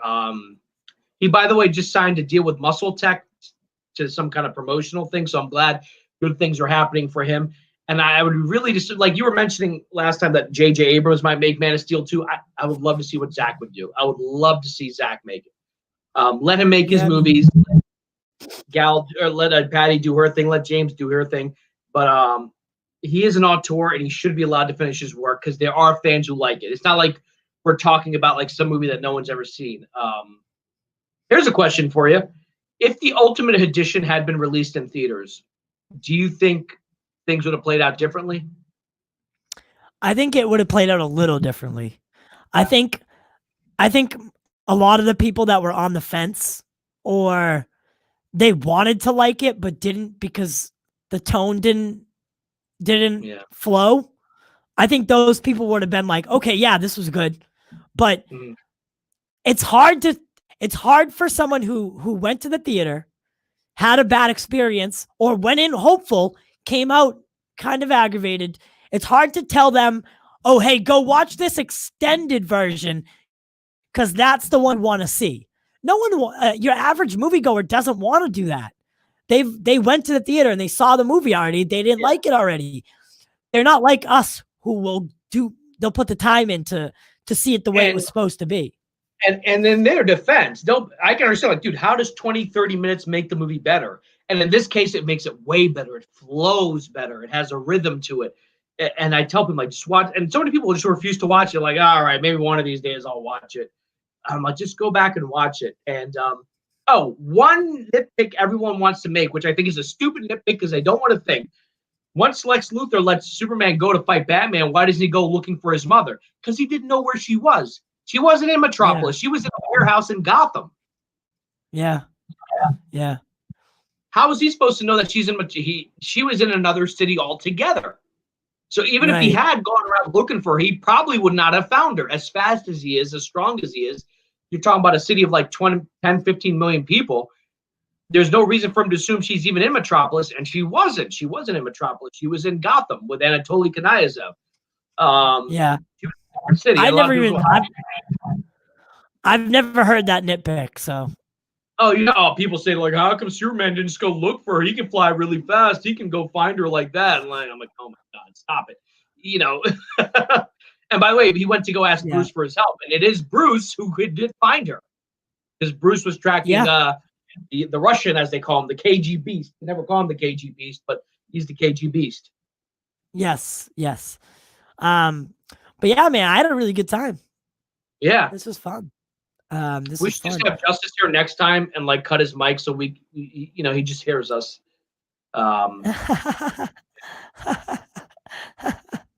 Just never or every time he goes to say something, I'll just cut his mic on so he can't say it. And all it is, he agreed with that. Yeah, awesome. Man, so Snyder Cut, are you excited? But it was weird.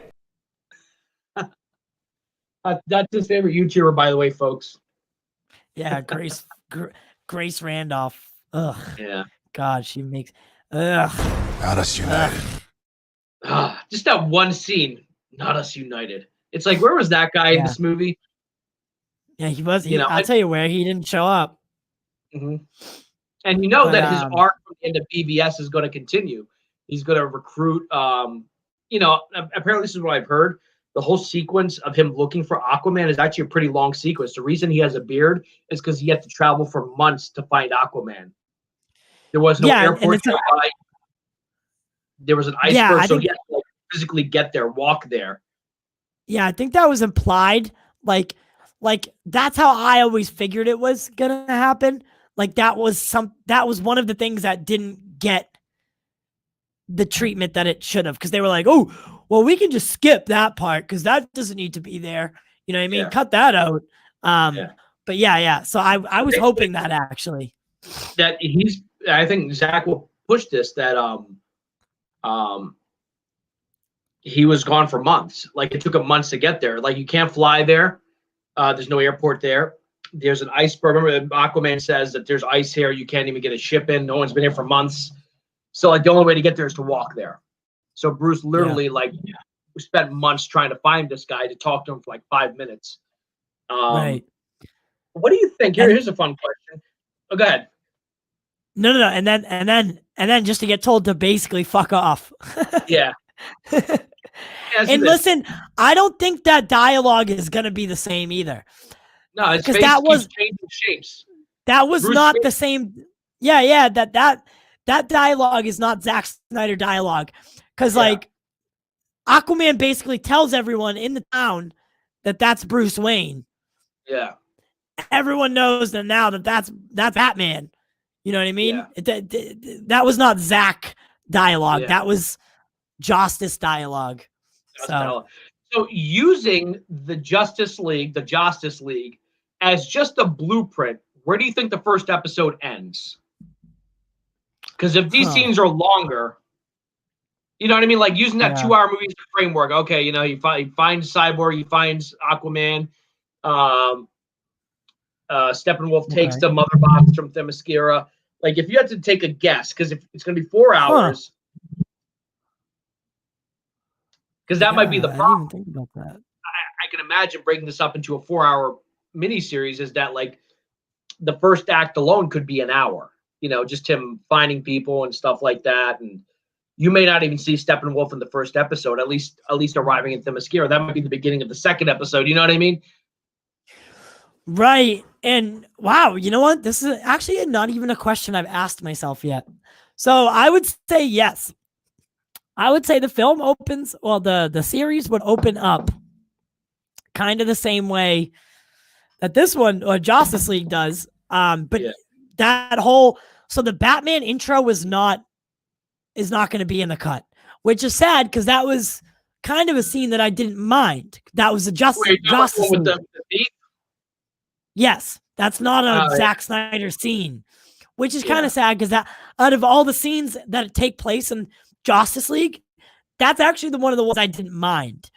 And I did think it said about it is Batman's introduction. He's just sitting on a gargoyle. You compare that to other scenes, like you could tell Joss Whedon did this, like the stupid parademon dying and leaving the imprint of the mother boxes. You know that was written after the fact to connect it. So how does Bruce know about the mother boxes? I'm curious how Batman is introduced in the Snyder Cut. I mean, now that you think about it, maybe it does open with him going to Aquaman. Maybe that's the opening of the movie, him on a journey. Because the rest of the movie doesn't have a beard. So it's got to be a beard in the opening. He's on his way. Yeah, and that's okay. So remember the first trailer, the very first trailer with Icky Thump. The what? With the song Icky Thump. The very first trailer. Yeah. That trailer opens up with Bruce on a journey to Aquaman. Yeah. That might be the opening. And he's on the. I can almost guarantee that that's the opening. So Bruce is. So we kind of pick up in Bruce's journeying to Aquaman.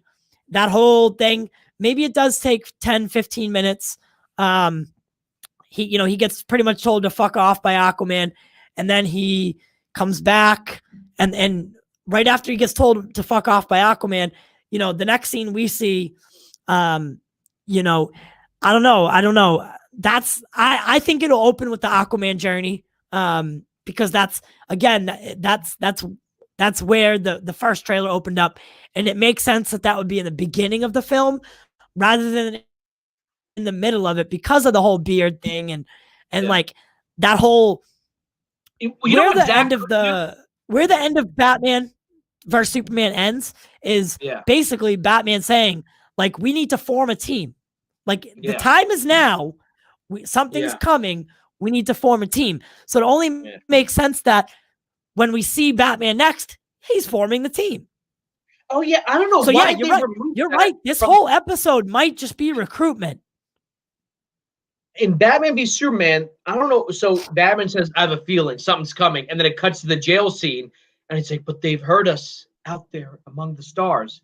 They completely removed the scene where the special forces, or I don't know if they're SWAT, capture Lex and he's talking to Steppenwolf. Because that line makes no sense. Otherwise, unless you've seen the scene where Lex is in like the afterbirth. It's afterbirth. There's blood and placenta all over the place. And he's talking to Steppenwolf. And you're like, what happened there? And then later Lex says, but they've heard us among the stars.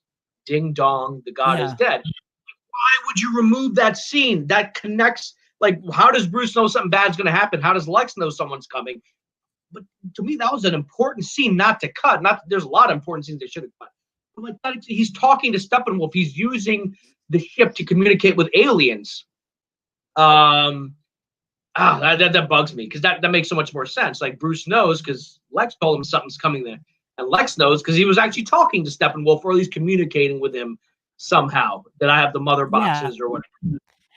Yeah, and I hated how like Steppenwolf completely changed from that scene to Justice League. And it wasn't even like subtle.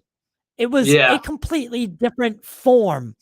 You know what I mean? So I'm glad that we're getting the Snyder Cut, and I'm glad that was able to revert back to his original design, because it wasn't even Joss that decided to change that. It was that the studio thought it was too scary looking.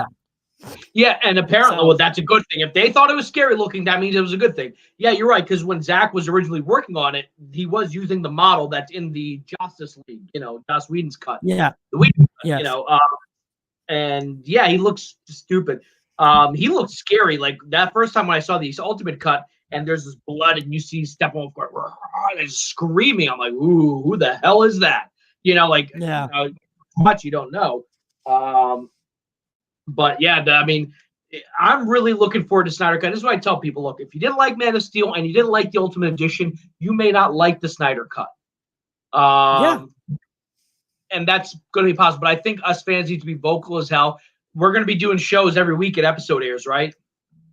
Are you kidding me? Yeah. Just don't have to. It'll just be you and me. Yeah, for 4 weeks straight. The Snyder Cut expose is making its return. Snyder Cut expose 2. Oh, yeah. Oh. Yeah, the Snyder Cut expose 2. I can't wait, man. I hope the lockdown ends and maybe we could do something in Philly like the week before, because I had big plans before they locked us down again on what we could do for like the week before. We were going to do a whole DC night. Oh, man. Yo, I am like, out there. Even if I was like deathly sick, nothing would stop me. And I'm not talking about pandemic sick. Like, even if I was like deathly sick of like a stomach bug, there was nothing that's stopping me from doing shows and watching the Snyder Cut. Yeah. So what I had wanted to do, I want to tell the fans this. So we were not in lockdown at the time. I was working with there's a local club here called the Constatter. I'm going to smoke, by the way, because we're almost 2 hours in. So yeah, this is usually when I smoke. Let's say the Snyder Cut comes out. I'm going to pull up a calendar here. This is what I want to do, and I hope we can still do it if these damn lockdown ends. Let's say it comes out the 21st of March, which is a Sunday.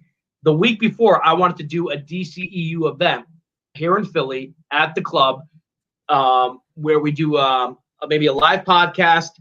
We do a trivia night, which is what I normally do. And then we do a costume contest, like just a DCEU, because I've done many Marvel Cinematic Universe trivia nights. I've never done a DC one.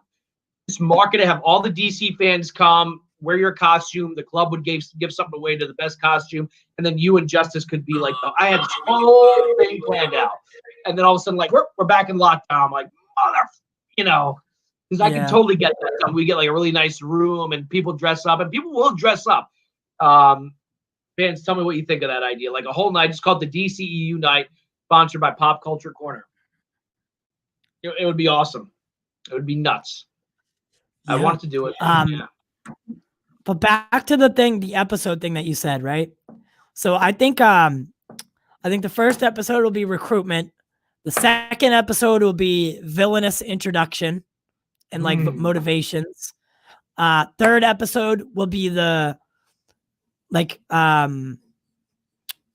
actual, because the penultimate will be like, penultimate episode's always the best in a series.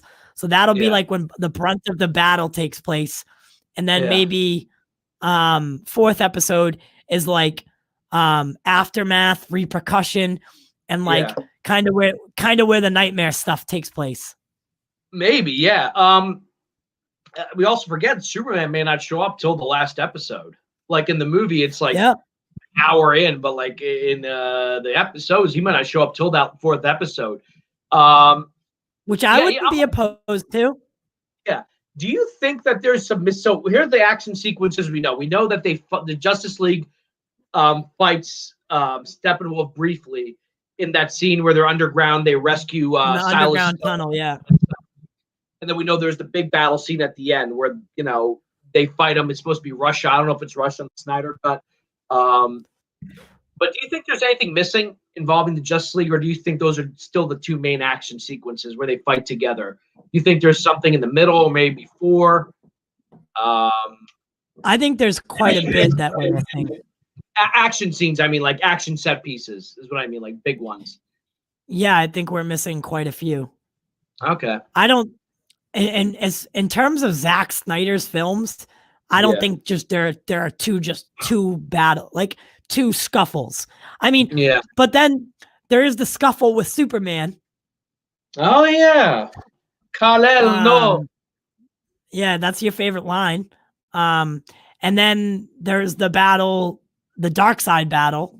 So I don't know. There's one scene that might be from Joss Whedon that I would wish, it might be Zach, I don't know, they have to keep. And that's where Superman is fighting both Wonder Woman and Aquaman at the memorial site. And Flash is running, and then Superman just does like this.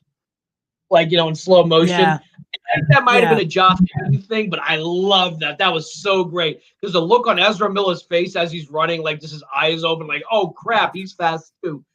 It might have been a Joss Whedon thing. I hope. No, I don't think so. Okay. Yeah, I'm pretty sure it was a Zach thing because they had the pre-visualization for it. Okay.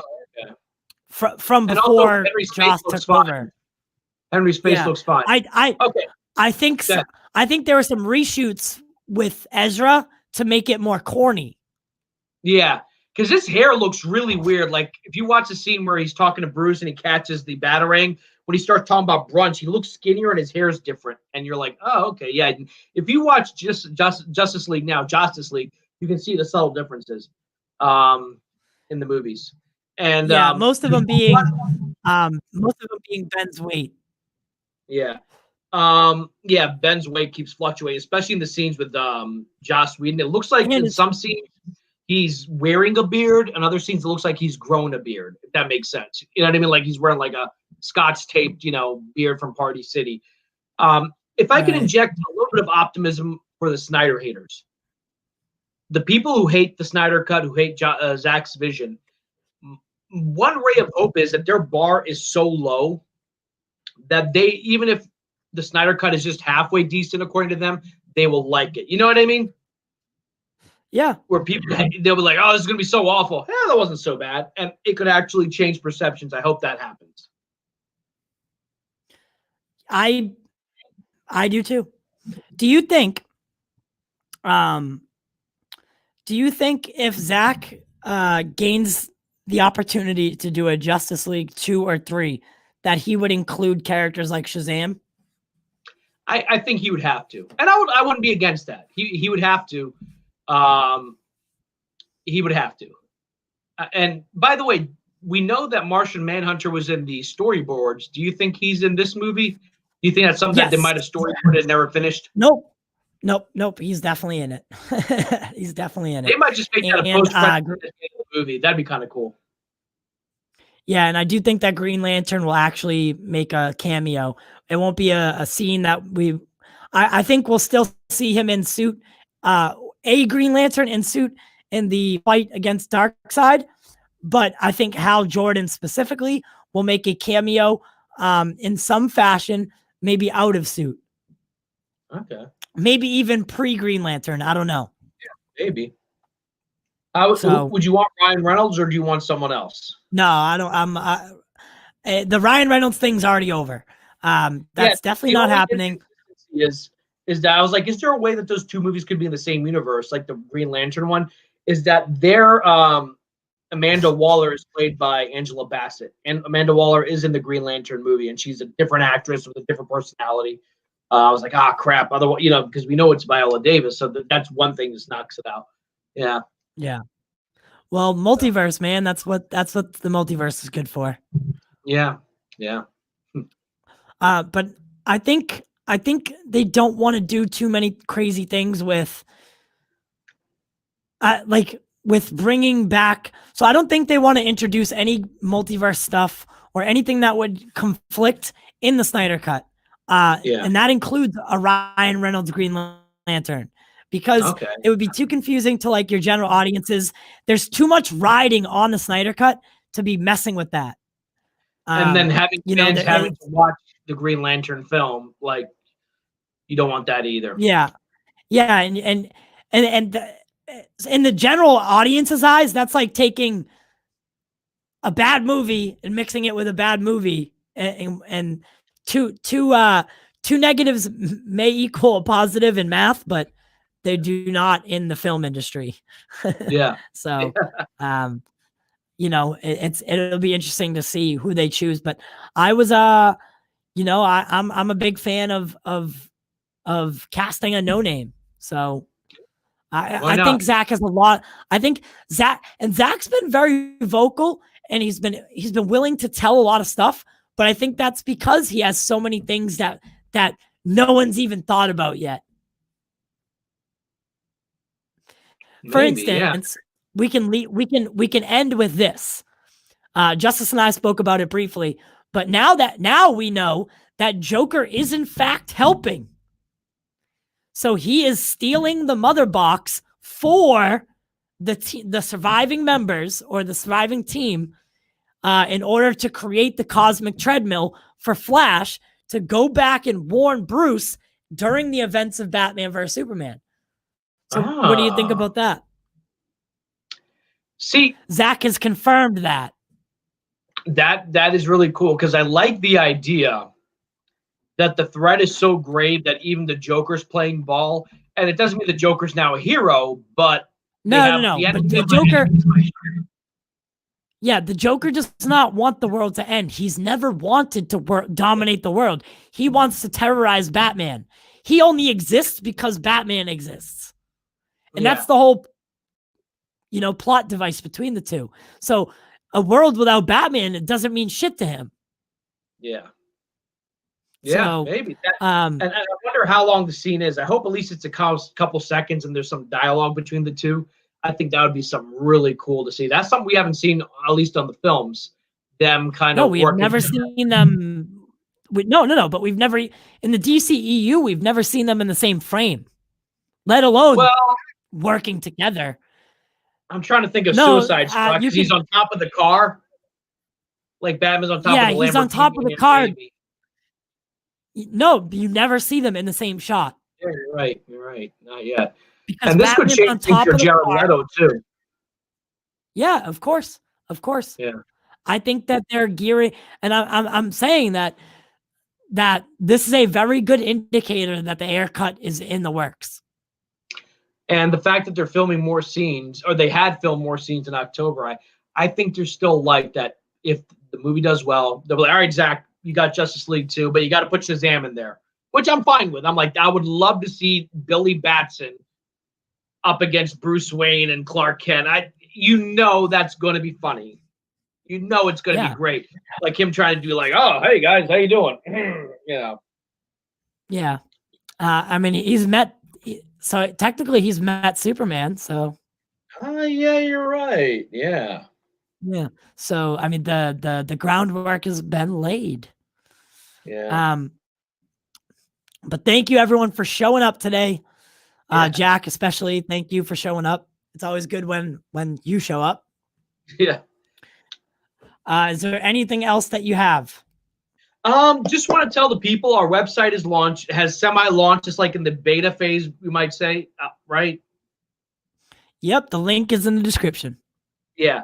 We're slowly filling it up, and if you are interested, we can market you for free. If you want to not necessarily work with us, but work as a contributor, like you have an opinion piece. Maybe you see what I wrote about Wonder Woman and you don't like it. You want to write, we have a comment section. But if you're interested in messaging us or talking to us about possibly putting some artwork, short stories, anything, you can follow Pop Culture Corner on Facebook. You can follow us on Instagram. We're on Twitter.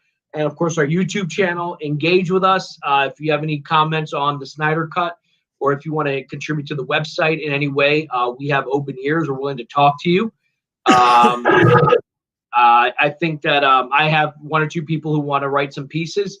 Right now, this week I'm working on an article on my opinion of my favorite game of the last generation. Justice is going to give his opinion of his favorite game. So we have a gaming section. We have our first anime article, which coincidentally, ironically, is written by me because I'm not an anime fan per se. But we're working on that. We'd love to hear some feedback. Hit us up on Twitter. Hit us up on Facebook. Hit us up on Instagram. Yeah, we have a lot of stuff in the works. We have a couple guests that we're trying to work out dates with for after the last Chris holidays. will be sometime next week. He got back to me sometime next week. We'll do an interview with him. And then Chad Michael Collins, he's like, I'm going to email you after the holidays. I'm like, he's locked in. It's just, it's up to him. What he wants to do. Yep. And then we have the Warner Brothers employee, which I will email him. I will message him tonight and start pestering him. So we got 3 guests in the works. Actually 4 if you want to count Meg from League of Mayhem. So we got 4 guests in the works. Lightcast will probably be back soon. And then Film Junkie most likely will be back soon. With me and Jack. Or me and Jack might make an appearance over at Vodka Stream. So we have lots coming, lots in the works. As always, we do it for you. We do it for the culture. Yes. And we're raising money for my mom's breast cancer. I almost forgot. We're raising money for my mother's breast cancer as we have, this whole past month. Now that the holidays are over, it's going to be a little bit easier. But if you have a couple extra dollars, anything helps. It all goes right to her and helps her pay for things like her medical bills, prescription costs, chemotherapy. If you or anyone who has had this disease or cancer in general, you know how expensive it can get and how, absolutely life-altering, life-changing it can be. So instead of her worrying about how much it costs to get better, let's just have her worry about getting better. Thank you guys so much. Thank you for everything. Thank you for being part of the family.